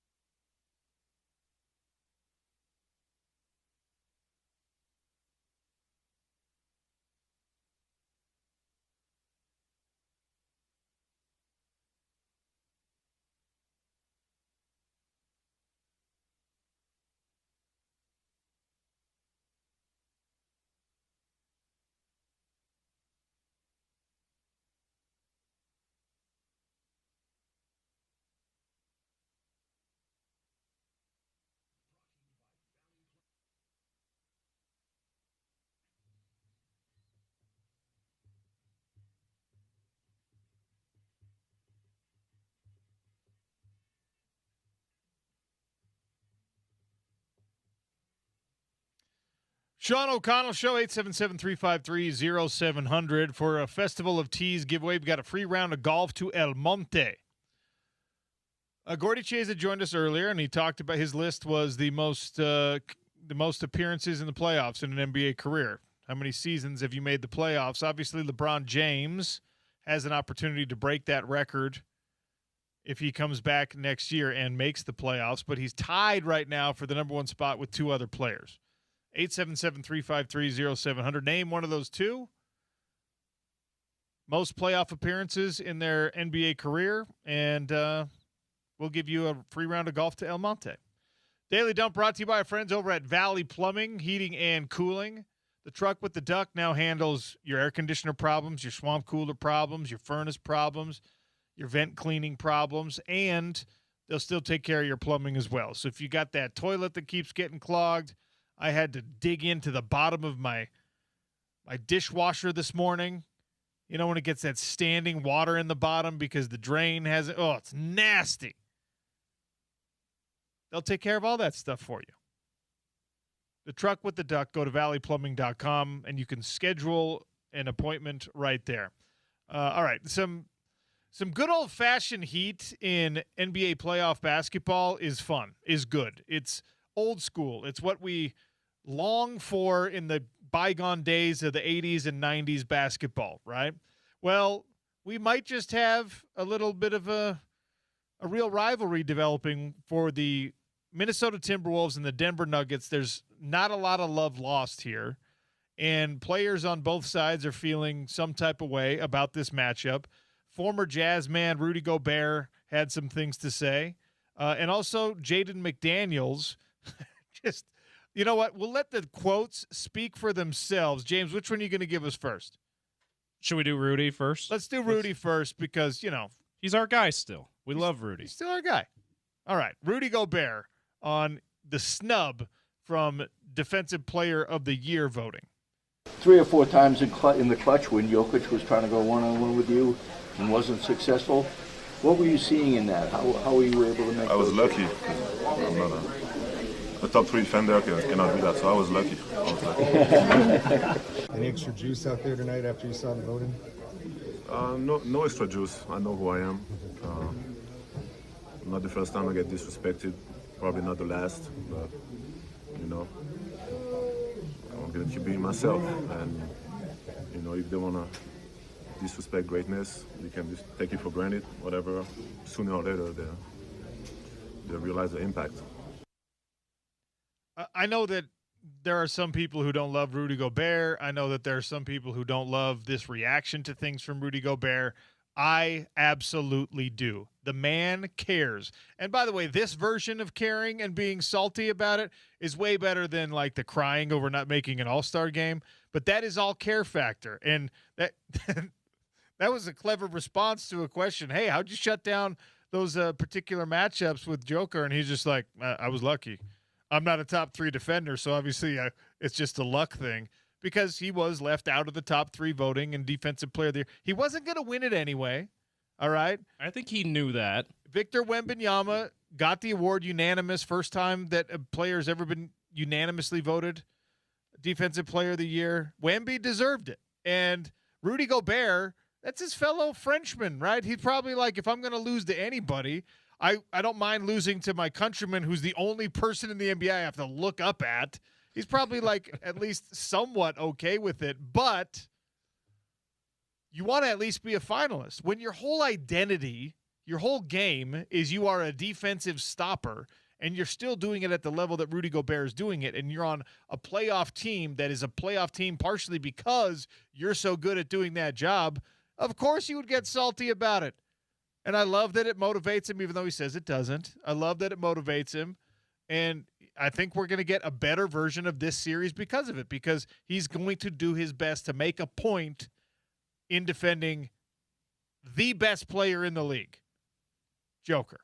Yeah, and I will say this. I don't know that it's helped his reputation across the league, across the country, but he has done these last 2, so far in these first 2 games of this playoff series, and what he did last season, particularly in the first 2 rounds and their wins over the Lakers and the Warriors, where he punished small lineups for the first time in his career in the playoffs.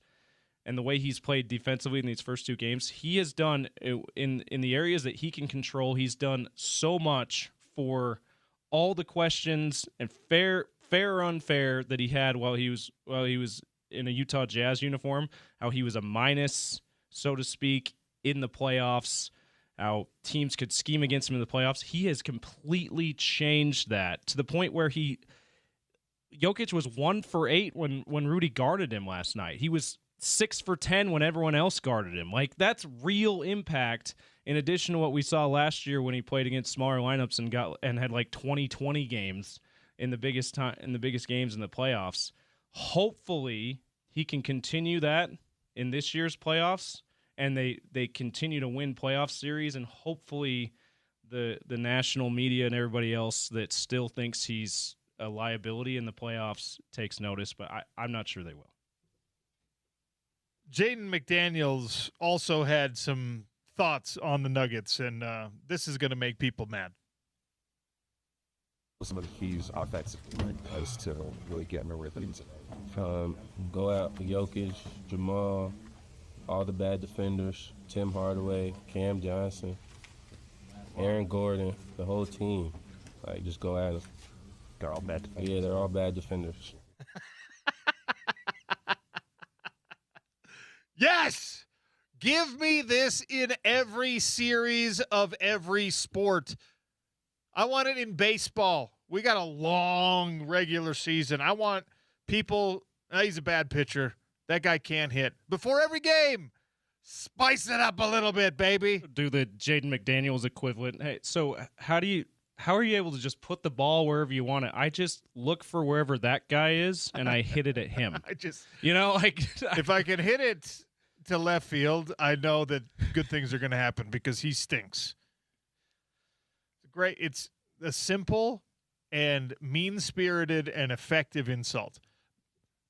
They're all bad defenders? Yeah, they're all bad defenders. It's like my wife grew up playing volleyball, and there's a thing in volleyball I've learned where they're like hit it at her. Like you target the weak point, right? You do that in every sport, but in volleyball they're like, yeah, that's the spot right there. Pick up basketball, they say he's playing for us, like you don't often hear it in the media, the comments to the media, because you usually want to stay away from the bulletin board material, but Jaden McDaniels is having none of that. He's like, hey, they suck at defense, so we will be good at offense. All right, we've talked about the possibility of guardrails, collective bargaining, something to fix the system of pay for play and tampering and all that stuff in college sports. And even though I think if you're a student athlete right now, you probably look at it and you say, no, man, shut up. I don't want there to be caps. I don't want there to be limits. I don't want my team to have a salary cap. You do.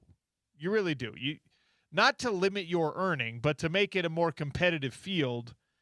As the arms race continues, there's been several articles this offseason about coaches saying that we might have a $60 million college football roster next year. Like, Texas is rumored to be looking that way. USC is looking to be rumored that way. Texas Tech last year was 35-40, and people were like, oh, cool, that's great. It got you to the playoff, but then you stunk in that playoff, right? I mean, Michigan's roster right now is an expensive roster. Even in women's hoops, which is a borderline revenue sport, it is growing into being a revenue sport. The arms race is insane. Audie Crooks, formerly with Iowa State, we saw this. She announced her transfer to Oklahoma State, so staying in the conference, good thing for the Big 12.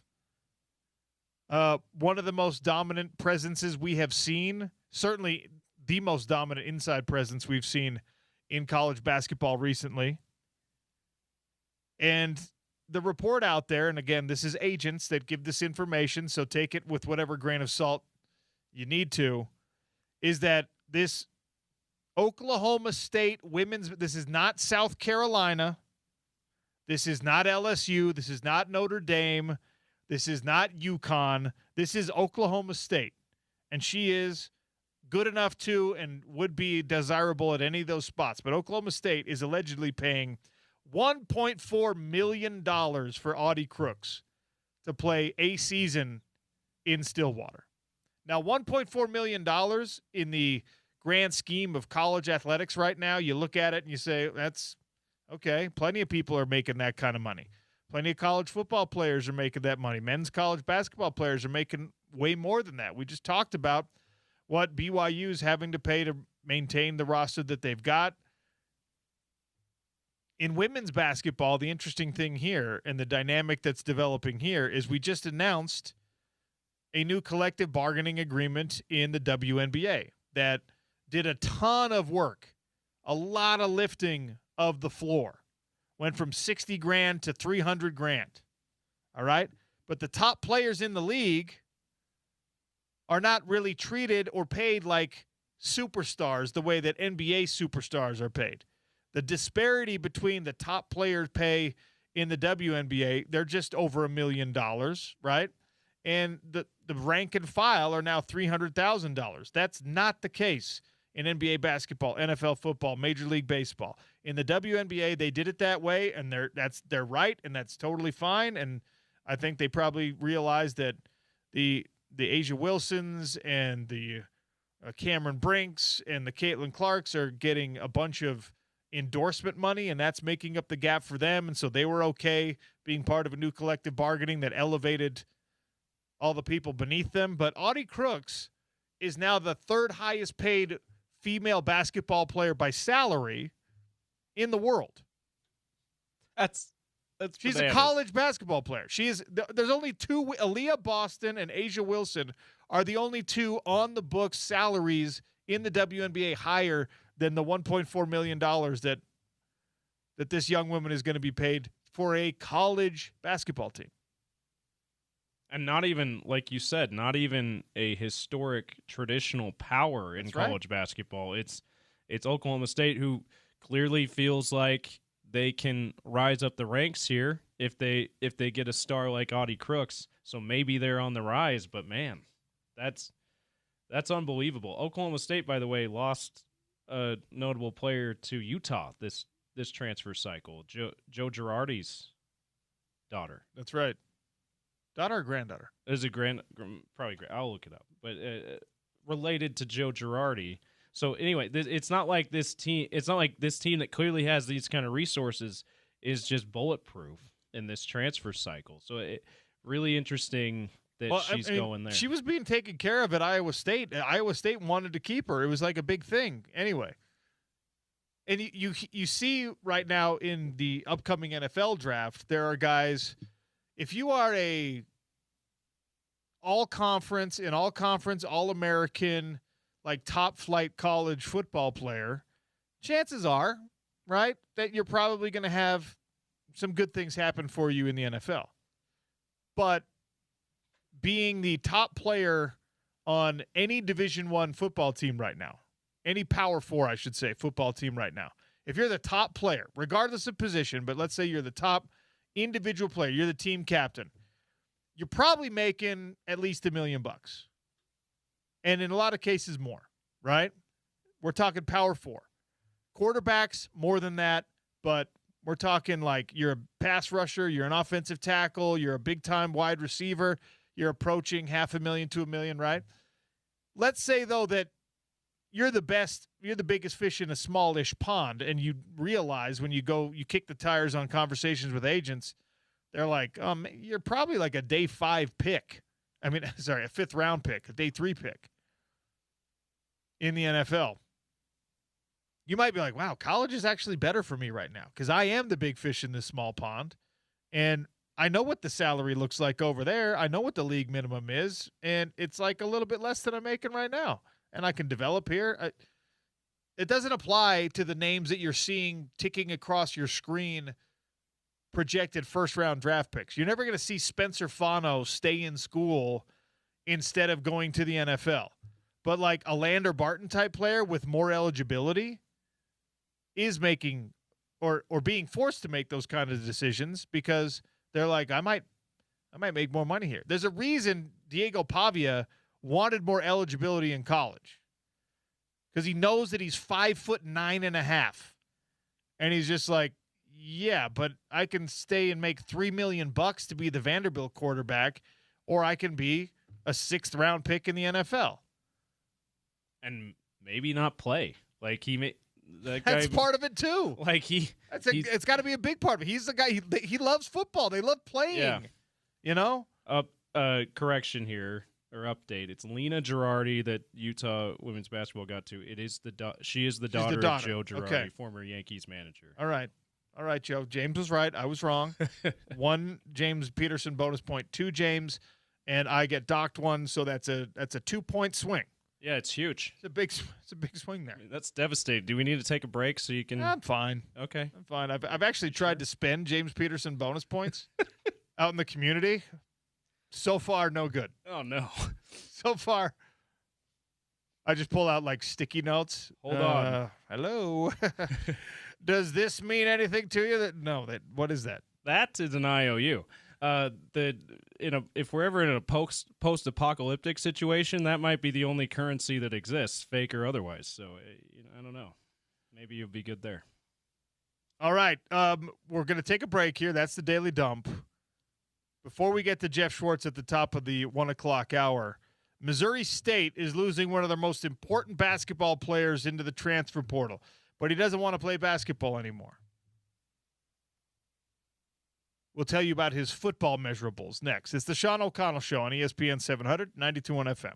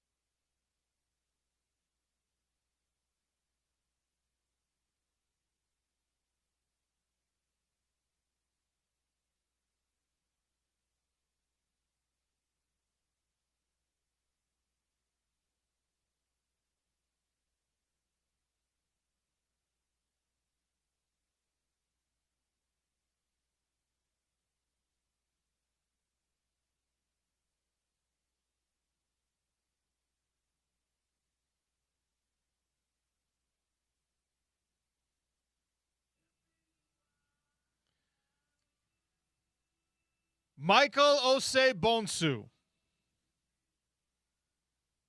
Maybe a name you'll have to learn. Hopefully a name that is already getting phone calls from the University of Utah coaching staff. This kid is a Missouri State basketball player. He played center at Missouri State, but he's 6'4", 289 pounds with a 35-inch vertical leap. And he has entered the transfer portal not for basketball reasons. Michael Osei-Bonsu has decided he is now going to try out football at the college level.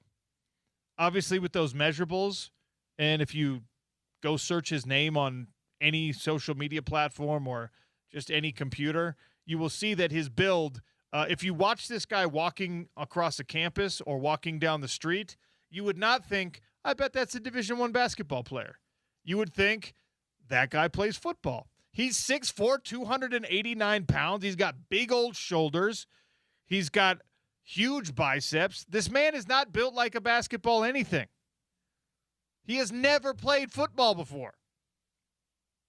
And I was reading something this week. I mean, look, we've seen this, right? Caleb Lohner did this at the University of Utah.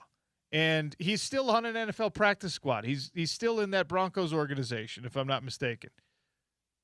The physical traits necessary to play football at its highest level are unique and possessed by a tiny, tiny percentage of the population.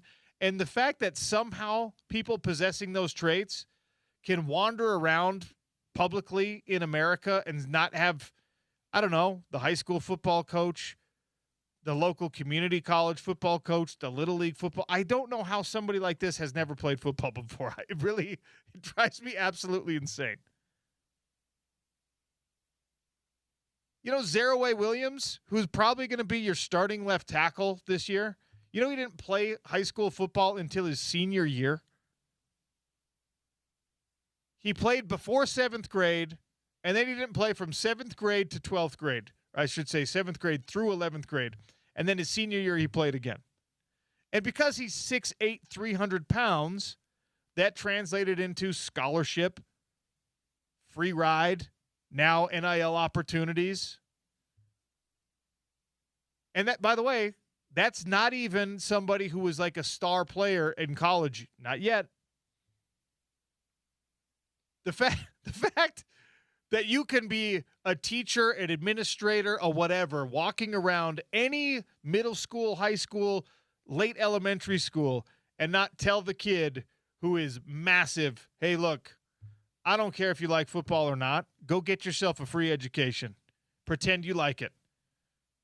Just try. I drop my daughter off at elementary school every single day when I'm in town. There's a kid he's got to be a 6th grader. There's a kid at the school. I don't know his name. I don't know anything about him. He's as big as me, and he's an elementary school kid. The first time I saw him, I was just like, wow, that dad has a really young face. And then I realized that's not a dad. That's a kid at the school. He looks like if you shrunk Garrett Bowles down to how big Garrett Bowles was when he was a 6th grader, that's what this kid looks like. His feet are bigger than my feet for sure. He's huge. And I'm like, I hope somebody is telling that kid to get himself a free education and play football. Have you tried yelling from the drop-off line, hey, do you play football? You're going to be an offensive tackle and you can make money and get a free education. Do it. I'm yelling at you from my car because I don't want to look like a creep. Kid's like, I already play football. Shut up, dude. Okay, just making sure. I know. Utah's a great football program. This guy, Michael Osei-Bonsu, never played a lick of football, and he is going to be given a scholarship and an opportunity somewhere to play football because he is 6'4", 289, and has a 35-inch vertical. That's 35-inch vertical at almost 300 pounds. So offensive lineman. He should be an offensive lineman. Right. He says he wants to play tight end or defensive tackle. But again, D-tackle. This is what I'm talking about. You just walk up to these people and you say, what do you want to do with your life? I don't know, man.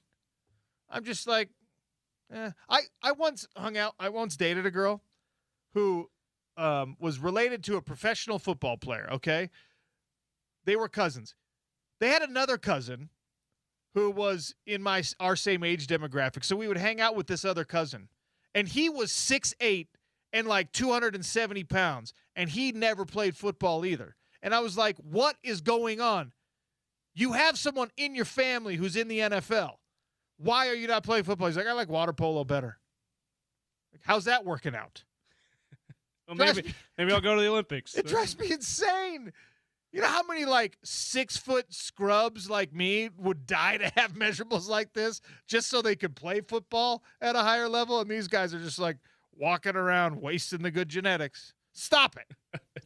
Early grievance. It's only Tuesday, OC. Yeah, all right. I'm excited to see where this kid ends up. And you know what? He might not ever be good at football. There's a really strong chance of that. But he's got the body to at least try it. And someone is going to give him money to at least try it. I mean, think about Caleb Lohner is on a practice squad. He caught touchdowns. He blocked some kicks. He did show that he has some football ability, but he did not play very much. Right? That's right. So, and I'm going to stop short of saying he wasn't very good. He obviously was good in the limited amount of snaps that he got. But we don't know if he's a good football player, a guy who plays at any kind of regularity. But here's the thing, James. Imagine what Caleb Lohner would have – if he can do that with 3 months of football training, imagine if he had played football his whole life. Right. And look, basketball was not wasted on him. No, he was a good basketball player. He was a good basketball player. He got NIL money. He got scholarship. He got he got a ton of great opportunities. So by all means, play basketball and football. Yeah.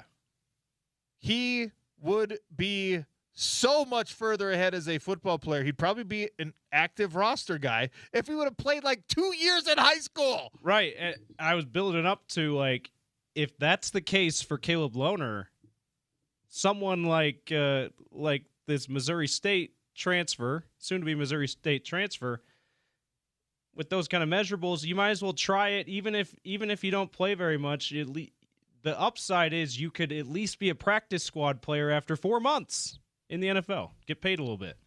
All right. He's making the decision now. Good luck in the transfer portal. Utah, bring him in. Jeff Schwartz is going to join us next. Speaking of freaks and measurables, it's NFL Draft Week. We'll talk with Jeff Schwartz, our football expert and insider, next on the Sean O'Connell Show, ESPN 700, 92.1 FM.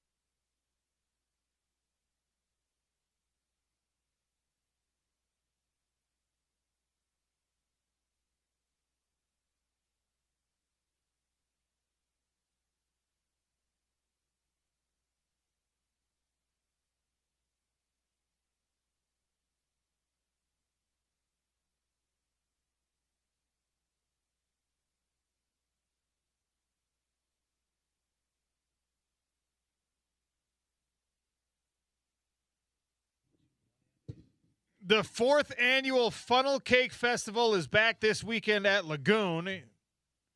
We want to send you and your family. We have a 4-pack of tickets to give away during Topical Trivia, which is coming up in about 35 minutes. Which funnel cake are you sampling first? The Fruity Fun funnel cake? Tiramisu funnel cake? You don't have to choose. You could sample them all. Saturday, 10 a.m. to 7 p.m., Sunday, 10 a.m. to 6 p.m. Tickets are available online now at lagoonpark.com. It's a discounted price, $83.95 each. No promo code needed. Tell them OC sent you anyway. Jeff Schwartz is kind enough to stop by on NFL Draft Week as we talk about the wrapping up of spring football, not only for the Utes, but in most places around the country, and, of course, an upcoming NFL draft. Jeff Schwartz, welcome to the show. How are you? Hefe, are you there? Yeah, you got me? Oh, I got you Hello. now. Hey, there you are. I want to go to Funnel Cake Festival. You know what? You and the family are welcome. I will spring for your tickets by demanding free ones from our station. I mean, I think I could swing paying for a Funnel Cake Festival ticket, but nonetheless, if I can, I know I could. I know you got my back on that one. That's a dangerous festival for me. That'd be I have to go to the gym the next day type of thing. I love me some funnel cakes, so we would just indulge together. Buddy, after my brother won the Super Bowl, I was at the Chiefs, the party, which I realize now it's just for a family party. All the players, like Mitch went to bed. He's like, I'm tired. I'm like, I get it. So we stayed in, Pitbull performed. It was awesome. But they had funnel cake fries. Yes. So like 3:30 in the morning after an hour and a half Pitbull concert on the oddest day of my entire life. I was eating funnel cake fries with Meredith at 3:30 in the morning at like the North Miami Marriott.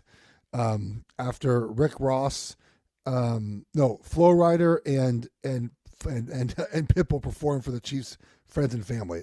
Just a statement. Words together: funnel cake, fries, Pitbull, and Flo Rida. Just all together. I think it was Flo Rida. Maybe it was Rick Ross. It's one of the two that performed for the Chiefs' friends and family. Could not be a better combination: funnel cake, fries, and Flo Rida. No chance. Here's what I've wondered. I know you have me on to talk about other things. Okay, every Super Bowl, right, has a performer for the Super Bowl party, right? Okay. Do you think that the winning the teams decide, okay, here's the one performer or two, you get it if we win, and if we lose, we get something else? Because, like, can you imagine if the Chiefs lost and Pitbull's performing for an hour and a half?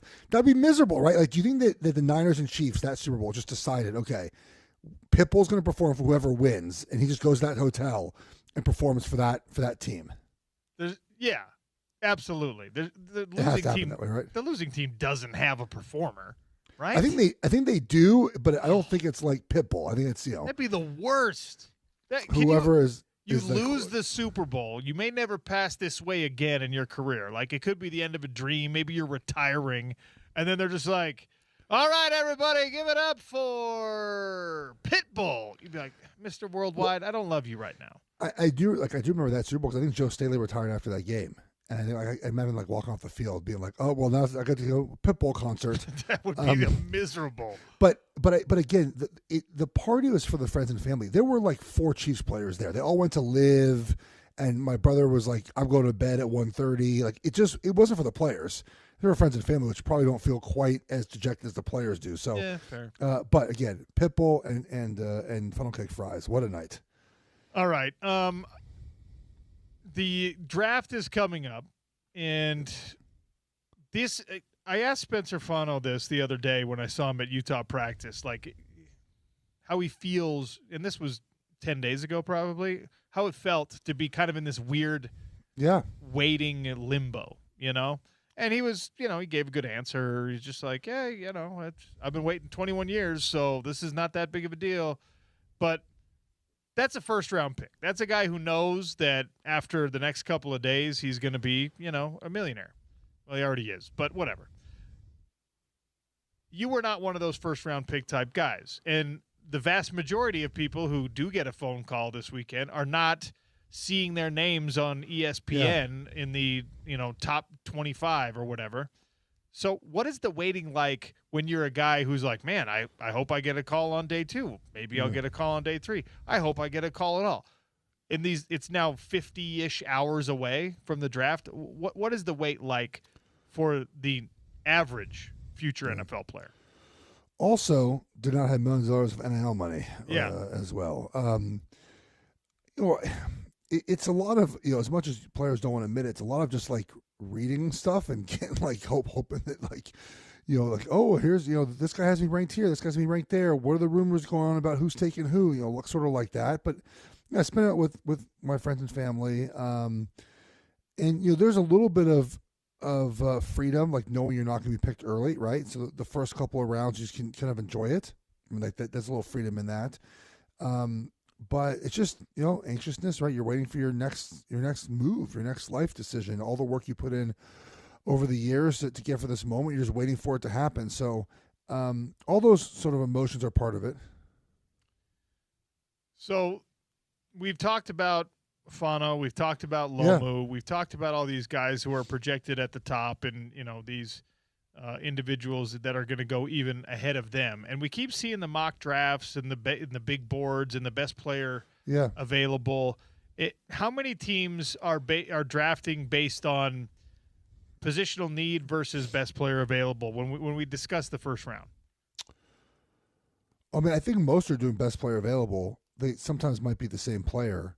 Because, you can't – let's say you're the Giants, right, and the best player available on your board is a defensive end at 5. You don't need a defensive end. You need a linebacker. You need a wide receiver. You need a safety. So you got to follow your board as far as just, I think, the process of getting ready for the draft. But in the end, you still got to draft, I think, players that you need in the top 10. If you're picked 24, okay – maybe your BPA, right? Your best player available. You have many different options. But I think that they have to sort of early in the draft have to match up, right? Between, okay, we need this player. This is what's going to, this is what we need. He's high enough. Now, I don't think you reach for players, right? But if you have sort of 2 players graded similarly, you take the player you sort of need for your roster. But also you have to think about the rest of the draft. There are a lot of teams this year with multiple first-round picks: Dallas, the Giants, the Chiefs, the Jets, the Browns. So you might draft something a little bit different, knowing that you might have a different player later, if that makes sense, right? There's a lot of talk about like what the Giants would do at 5, right? And it seems more likely that at 10 there will be a wide receiver to take, right? Tate or Tyson or someone, rather than a Styles or a Downs, right? Like there'll be more. So maybe you have, a wide receiver ranked slightly the same as Downs, but you won't find another Downs in this draft. So you take Downs at 5, you take the wide receiver at 10. So those things are all in consideration when it comes to making these picks. But I think most teams, Sean, would like to stick to their boards. They spend hours and months and a lot of time making those boards up. You just alluded to the Giants having multiple picks, and the reason they have multiple picks is because they traded their best interior defensive lineman, and the Cincinnati Bengals gave them back that number 10 pick. Do you like that trade? I think at first I didn't for the Bengals, and the more I think about it, it probably makes a little bit of sense, right? You're just not going to get that type of player early in the draft, right? Lawrence is 101. There is no one like him at that position. He's a nose tackle. He lines up on the center, and there's no one like him in the NFL. And you didn't pay him a ton. They got a 1-year extension for $27 million. The question becomes, obviously, if he plays well this season, he's going to want more money. The Bengals notoriously don't pay anybody, right? So you kind of might be a situation where your star players are happy again. The 10th pick in the draft, clearly they didn't love, which it feels like this draft, and so that made a little bit of sense there. Love this for the Giants. They have a new coach, John Harbaugh, who doesn't know Dexter Lawrence. So when you come to his office and say, "Hey man, I want more money," he goes, "Well, I've never seen you play for me. I'm not giving you more money yet." Right, Sean? Like there's almost no point in doing that with the new coach and GM. So I think it makes sense the way they handled this, and they got the 10th pick in the draft for a nose tackle, man. 10th pick in the draft for a nose tackle. So could it be a win-win, right? Because we always do this with trades. Well, the Giants won the trade because they got the 10th pick for a nose tackle. The Cincinnati won this trade because he was the missing piece for a defense that created no pressure and had nobody scared with their defensive line, even with Trey Hendrickson. So is this a potential win-win? Yes. Every time we talk about win-win, it brings me to The Office where Michael does a win-win-win. Like this whole thing about it's just incredible. Like 5 minutes where him and Angela and I think Oscar and Pam are going over like win-loss scenarios. He's like the classic win-win-win situation. It's just great. What a show. My son wants to watch it, by the way. He wants to watch The Office. Yeah, Should I let him? 11.5? It's not like there's not a ton of crude humor in The Office. He right? just won't get it, I don't think. The stuff that they're not super obvious about the crazy stuff. I don't think so. My thought is I skip the first couple of seasons because they're slow, and I know his brain won't appreciate that, and then just go to season 3 where it kind of starts. Like there's really not much he needs to know because season 3 introduces Andy and Karen. Like it feels like I could start there a little bit maybe. Feels right. Feels right. If this does feel like a win-win, but the Bengals, man, their win is like getting to a Super Bowl. I don't see that happening. Yeah, I think that the calculus for them, the pressure on them is a little bit different because they have Joe Burrow right now. Correct. I don't think that Jackson Dart is quite viewed in that same window as Joe Burrow is just yet. Right, but the thing is, you can get some really good players at 5 and 10. Like it's gonna be a great haul for them. I don't like the Giants, so I don't want good things to happen to the Giants. I don't like the Giants. I just have never liked them. I've never been a Giants guy. Interesting. Or the Jets. Maybe I just don't like New York teams. I thought because I played on them. You don't like them. I'm glad that they paid you money. I don't like you won a lot of money in New York City. You should love New York City. Yeah, well, I don't dislike the city all that. I do dislike the city. Anyway. My 49ers got the impasse they were stuck at with Trent Williams. They got over it. 2-year extension for $50 million. He's not a spring chicken anymore. Was that a good number for Trent Williams? Yes. You know how much Trent Williams made in his career, by the way? Or projected to make? How much? I think it's like $400 million. No. Yeah. With a new deal? I'm going to look it up right now while you it's insane. Filibuster. Yeah. Should I filibuster with my almost getting ejected story from the other day? Hold on. We need to correct you here. Trent Williams, total career earnings so far, $218 million. My buddy said it was two people separately texted me that was $400 million. Well, unless he had top secret contracts that Spot Track didn't know about. Why do they lie to me like that? Like my buddy Duke texted me that. It was like it's $400 million now. No, that's because Kirk Cousins is going to pass Tom Brady. I know that. Yes, with like $300 million, right? Yeah. So Trent doesn't have more than that. I wouldn't think so. No. He would be. But the thing about it is that you pass these guys. It's not really about how good or bad you are. It's just the time when you get paid, right? So like guys get paid now more than they got paid, years ago. So the highest paid in history so far, Matthew Stafford is sitting at $408 million. Aaron Rodgers $394, Tom Brady $332, Kirk Cousins $321. They lied to me. That's not good. Spread that information. I'm going to text those guys. Unfair. You should yell at them. You know what? You can yell them in the summer. Trent Williams is the highest paid non-quarterback in the history of the NFL, according to that private jet money. And he's got more than Derek Carr's got, more than Ryan Tannehill, Alex Smith, Lamar Jackson, Joe Flacco, Joe Burrow. I think you had to pay him, right? I mean, he's such a good football player. What are you going to do without Trent Williams, right? I think the option would be that you draft like Caleb Lomu and try to plug him into play right away at left tackle in the league, which I don't know that that's what people want to do with a guy like him. No, I don't think Lomu is ready to do that quite yet, and also just like it's not a 1-for-1 replacement, obviously, right? I do think Lomu, if he's there, the Niners are taking him, though. That seems to be like the path they're going to go there. And Yeah, I think one will be a good pro, but it's just not a one-for-one. You're not going to replace Trent Williams, obviously, right? But you're still in win-now mode. You might as well. You got to pay Trent Williams. You just have to do it. 100%, you got to do it. I'm glad they did it. Which team? You talked about several with multiple picks. Who do you think has the right GM in place, the right coach in place, the right veterans already on the roster?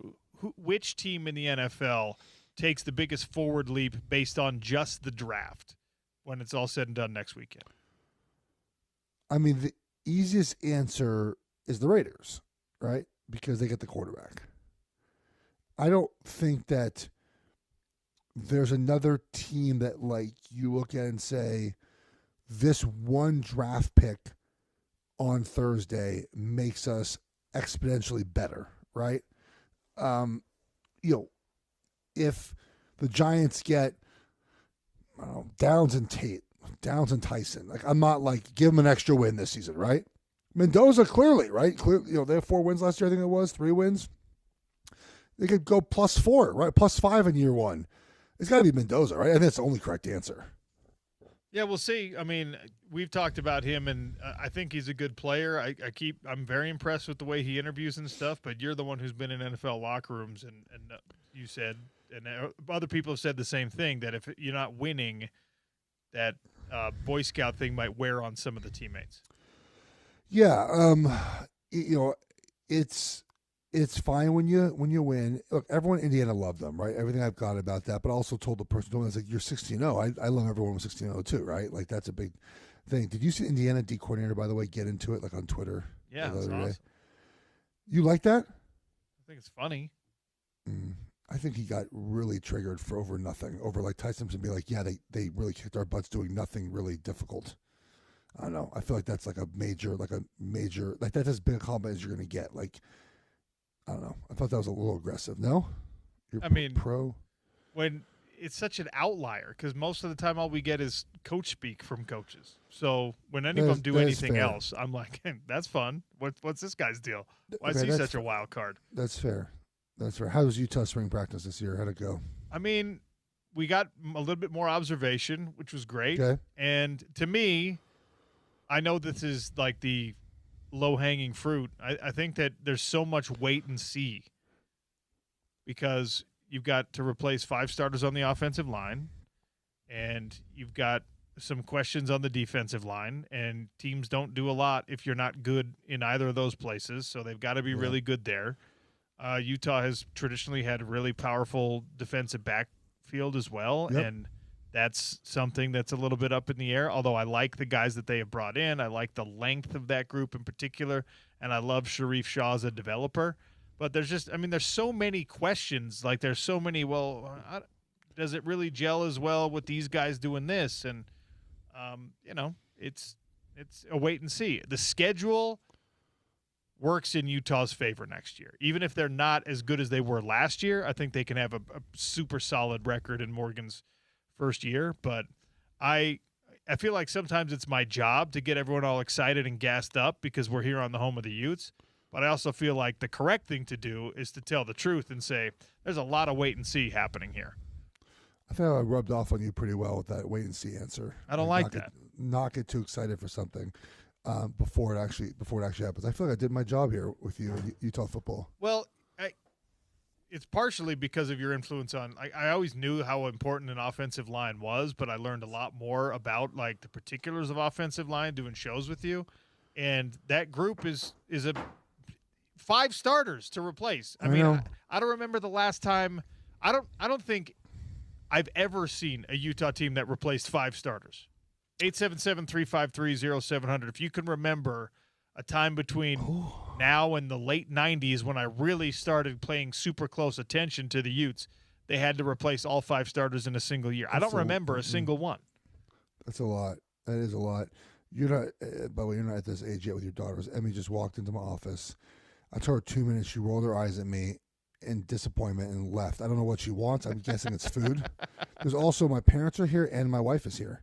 So there's like 3 other adults to make her food, and she had to come up here and roll her eyes at me. I'm not off here quick enough to make her a grilled cheese sandwich. Okay, well, Let me tell you what my daughter did to me yesterday. Okay, Oh, she had her first T-ball game of the year. What? Yeah, On the 21st of April? It snows out here, dude. Emmy has only 3 games left this season. Yeah, you live in the South. We live in a high desert in the mountains. I might have her come out last week. If I bring her out there for a weekend, can she get a couple games in, like in mid-June? Yeah, why not? Just a ringer. So they're playing their first game of T-ball, right? Okay. And they put her on the pitcher's mound, and every hit was going straight to her, and she was killing it. She was doing awesome, fielding every ball in the glove on the first attempt. I was so impressed. I was amazed. The throwing to first base is something else. We got to work on that. Yeah, but I'm cheering for her loud on purpose, being obnoxious, right? And she's getting embarrassed. It tells you to stop, yeah. She's getting embarrassed. So she's like, "Dad, stop." And she's giving me the fingers to the lips, the shush, right? And so I keep doing it, then I realize it actually is bothering her, so I stop doing it. And then the next inning, she goes and stands on the mound again, and I could tell the coaches had no backbone to be like, "No, we want someone else to do this." So I was like, "Hey, go stand at third base instead." And I'm not a coach, but I was like, go to third base, because I could tell the coaches wanted to put someone else on the mound. And she looked at me, and she just ignored me. But she looked at me and made eye contact. Oh, okay. And I was like, wait a second. And then she told me after the game, she was like, "Do you know why I didn't listen to you?" I said, "Why?" She said, "Because you embarrassed me." I was like, "Oh, what? Wow." Okay. Vindictive. And this was like, I mean, the other team had already hit in between, or they had come back in to hit in between. So, she was thinking about how I had wronged her for at least 5 or 10 minutes, and then decided that's how she was going to get back at me. How do your coaches not have the stones to tell 6-year-olds exactly to go play different positions? Exactly. Do you know how many times I get asked during a game from my girls, or 9 and 10, like, "Can I play somewhere?" It's like, "No." "Can I play short?" "No, you can't." "Can I play third?" "No." "Can I play in the infield?" We're trying to win. Like, I have 2 lineups. we're trying to win lineup, and okay, we're ahead or behind. We can't come back. Okay, you can play this position lineup. And it's 6 that's wild, dude. Yeah, it was crazy. What, you almost got ejected from a game. Yeah, so I've made this case for many years about officiating, right? Is that basically objective calls, subjective calls, right? Like, ball strikes, someone's out or safe, like, you're going to mess this up. There's your errors, right? You holding call, pass interference, like, those are going to happen. Procedural problems, and we talked about this for years with Pac-10 officiating. Like, you can't have procedural problems, right? You can't, not get the clock correct, right? You can't, give an extra timeout. Like, you just can't do those type of things, right? And this was a procedural mistake that the umpire made. And I just asked her, I'm like, why didn't you just do the thing you're supposed to do? And she's like, I didn't want to. And I was like, well, that's not really the right answer. And then I turned my back and walked away. I think I sent you the video. And she sort of followed me up the third baseline to talk to me more. Yeah. Like, that's not appropriate. I was done. I was done talking. And then you see her waving her hand at me. That was her telling me don't say another word, essentially. I'm like, I didn't. You came back to me. I was done talking. You followed me back up the third baseline. I wish I could share the video with everyone, because it's like someone who is half your height yelling at And she's nice. Margaret's nice. That's her name. She's not. We have the same 4 umpires for years now. Margaret's no problem with Margaret, but she made a bad call, a procedural. The girl should have been. You get 1 base on a pitched ball that is not put in play, right? So a ball that is just pitched, a pass ball, you can steal whoever you want. You get 1 base. If you take a second base, it's at your own peril. But if you reach that base safe, they just call time and send you back to the base you were at. Okay? Our girl stole second base. They threw to second base. The ball got by her. She ran to third instinctually. I said, you can see me on the video, telling her to stop and stay at second. She doesn't do it. She runs to third base. The umpire then let the play continue. The second baseman was sort of holding the ball as the play dead. She goes, "No, we're playing this live." She then tags my girl who's on third base, and she calls her out. So I had to stand up for my team. Yeah, no, I understand. Next time I want to see you get ejected. That would be much better material for the internet. Yeah, but I can't.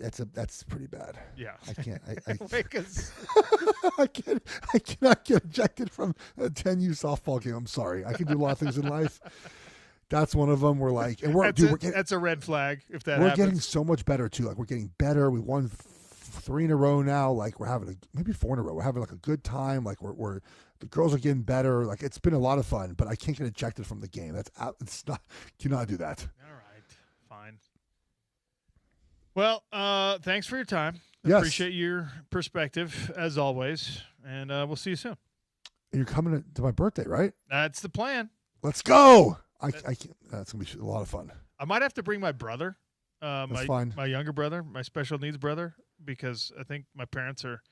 He's staying with us that week, but we have. I think we have enough tickets. That makes him a lot. He makes it a lot more interesting. But we'll chat offline about that. We'll be fine, I think. All right. But all right, buddy. Talk to you later. Bye. Right, later. Jeff Schwartz, college football and NFL insider, former draft pick himself. But not a guy that was in the Lomu or the Spencer Fano category. He was in kind of like the, man, I think I'm going to be playing professional football. I don't know what it looks like. And even after being drafted, when you're in those late rounds, when you're a 6th or 7th round draft pick or you're an undrafted free agent, your future is far from certain. He ended up playing a decade in the league, so obviously it all worked out, and he now still works in analyst stuff. And that, I mean, your life changes this week if you are a 1st-round draft pick, if you are a 7th-round draft pick. The direction of your life, in a lot of ways, will be determined by what happens this week. That is a wild, wild juncture to be at in life. All right, got to take a quick one here. We're still giving away a family 4-pack of Lagoon passes. Another touch on the projected roster for Utah basketball next year under Alex Jensen. It's the Sean O'Connell Show, ESPN 700, 92.1 FM.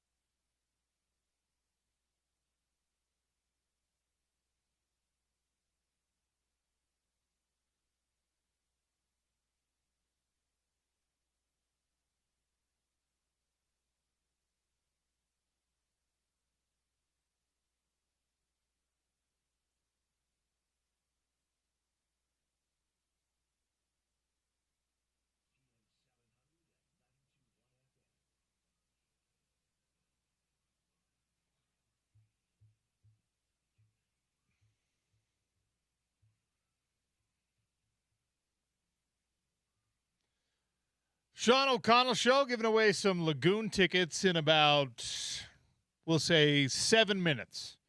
Make sure you hear what this then, 877-353-0700. Wanted to reiterate the good news that we got for Utah men's basketball. I feel like it's important to highlight these things because we got to be honest. This last season was really, really difficult to maintain optimism through with the way that, Alex Jensen, the coach that we all wanted, came in and had a bit of an abbreviated and convoluted period where he didn't have a full staff. He didn't have everything all the way in place before you had to kind of lay the foundation for your roster.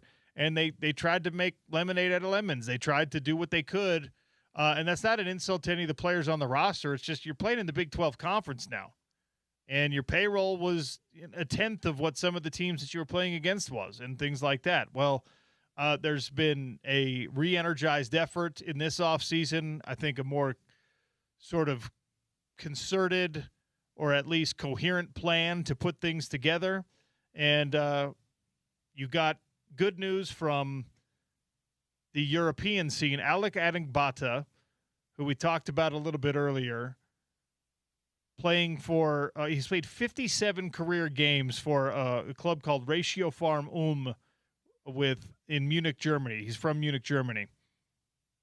15.5 points, 7.3 rebounds, 1.3 assists in his best year, which was actually the 24-25 season. He's represented Germany in their U20s, and he's like a 40+% three-point shooter. He's also 6'8". And the thing that James, I think, correctly pointed out earlier when we were talking about the way that this roster has come together is now you've got a bunch of guys in this sort of like 6 foot to 6'8" range, the true big man, the true and I know they don't grow on trees, but the 6'10" plus guy, is that in the offing for Utah football? Is that on the radar for Utah football? Because if it's not, it changes the way you have to play the game of basketball, especially when you get down to tournament time. And we hope sooner than later Utah is part of that tournament conversation. Being in the Big 12 Conference means that Arizona's going to have those guys. Houston's going to have those guys. Texas Tech is probably going to have those guys. BYU is going to do their best to field those guys more years than not.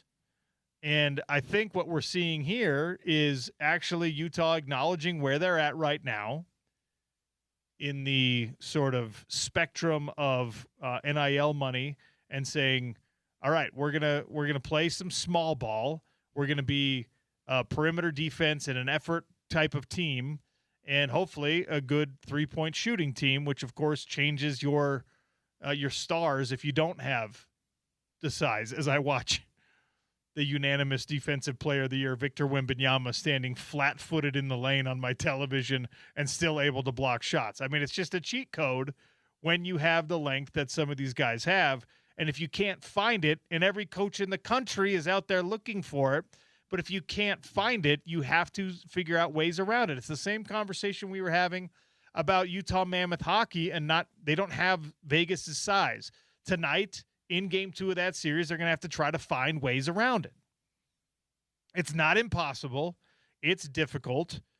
It's sometimes requires a little bit of tomfoolery, but we saw the Golden State Warriors build a dynasty without Kevin Durant when they didn't have a ton of actual size, right?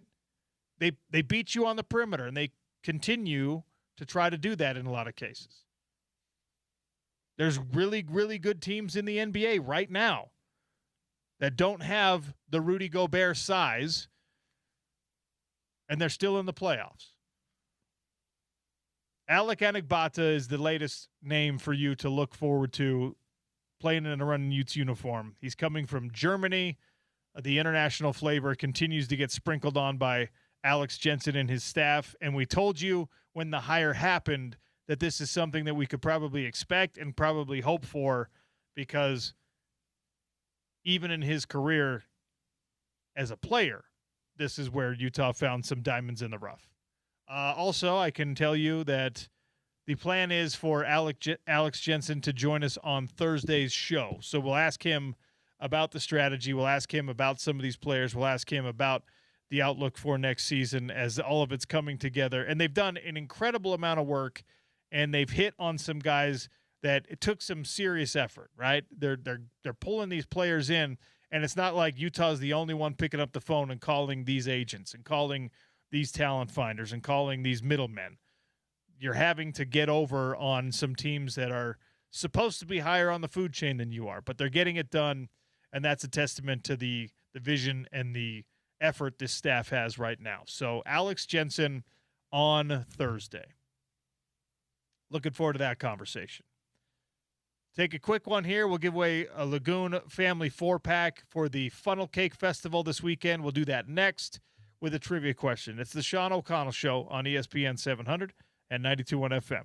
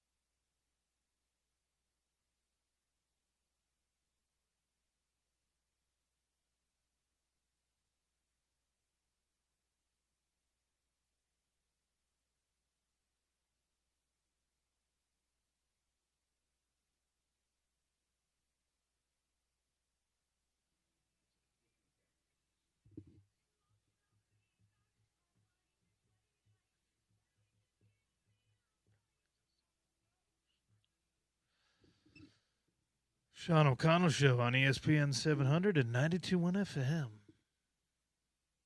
We've got tickets to give away.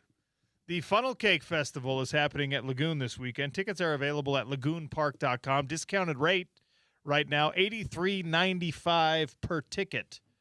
No promo code required, but we've got a family 4-pack, 877-353-0700. If you could tell me through the regular season as we head into Game 2 of playoff hockey tonight in Vegas, the Utah Mammoth leading goal scorer this year is fill in that blank. Easy question, easy answer, easy family 4-pack, 877-353-0700.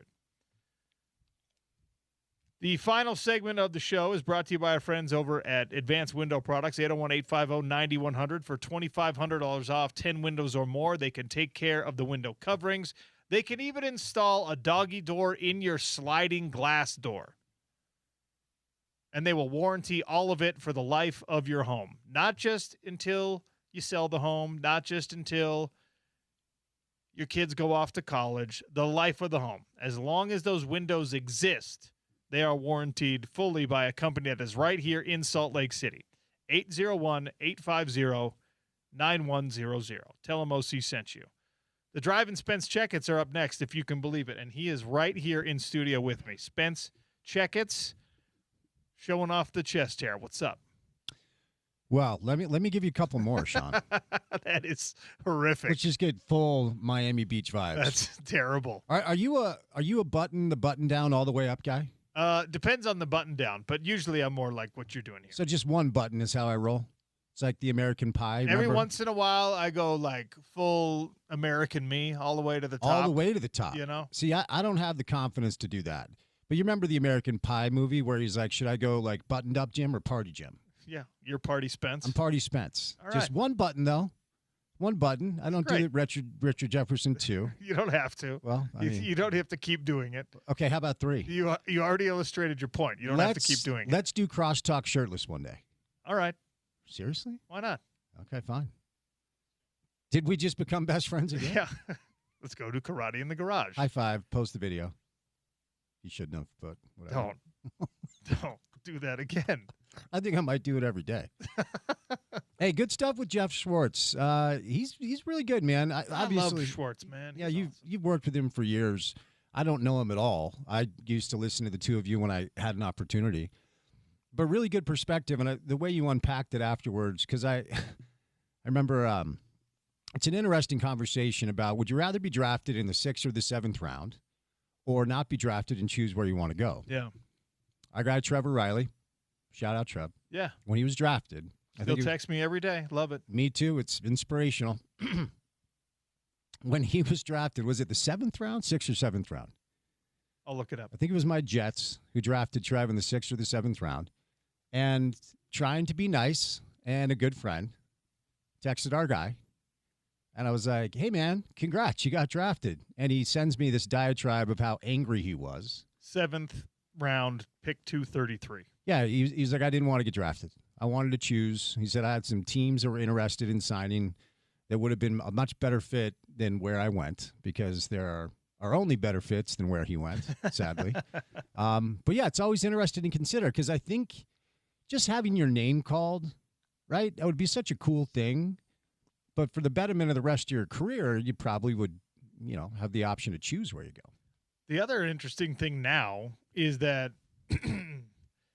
if you still have eligibility, right, it's better to stay in college if you're going to be a 5th, 6th, 7th round pick. Absolutely. Because if you're in college, you're the best player on your team if you have a realistic NFL opportunity, and that means you're making at minimum several $100,000 up into the millions, depending on the position that you play. Yeah.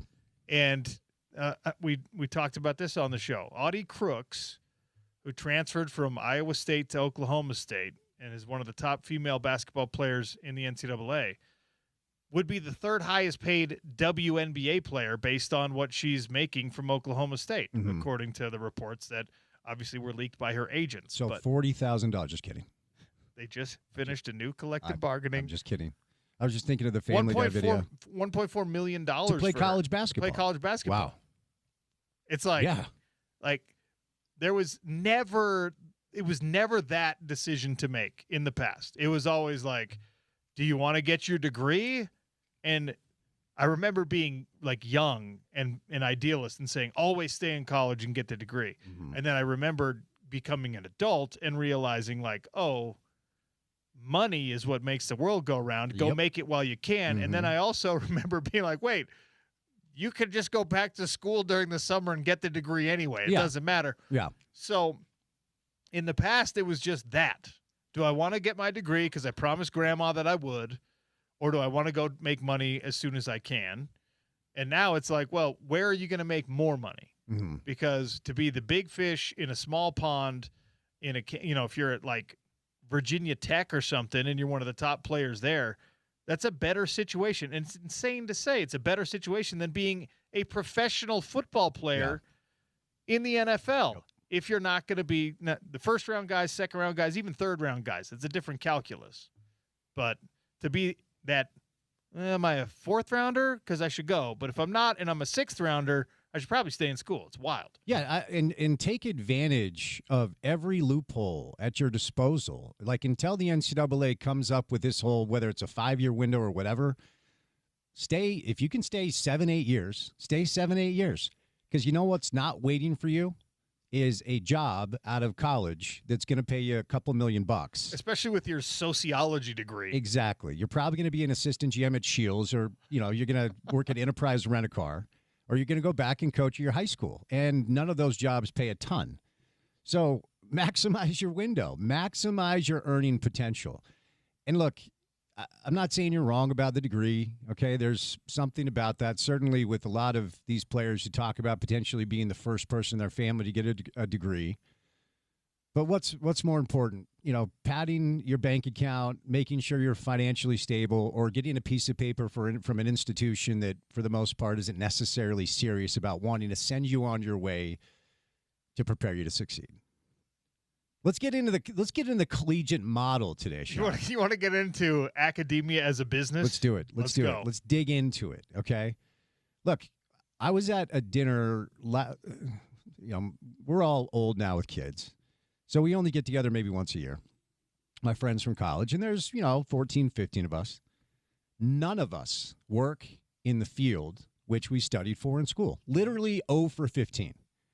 Okay, so you kind of just sold this lie as you're growing up where it's like, okay, do the thing, take on the debt if you have to in college. I have friends who are doctors and dentists and lawyers in their late 50s that still owe a grip of money.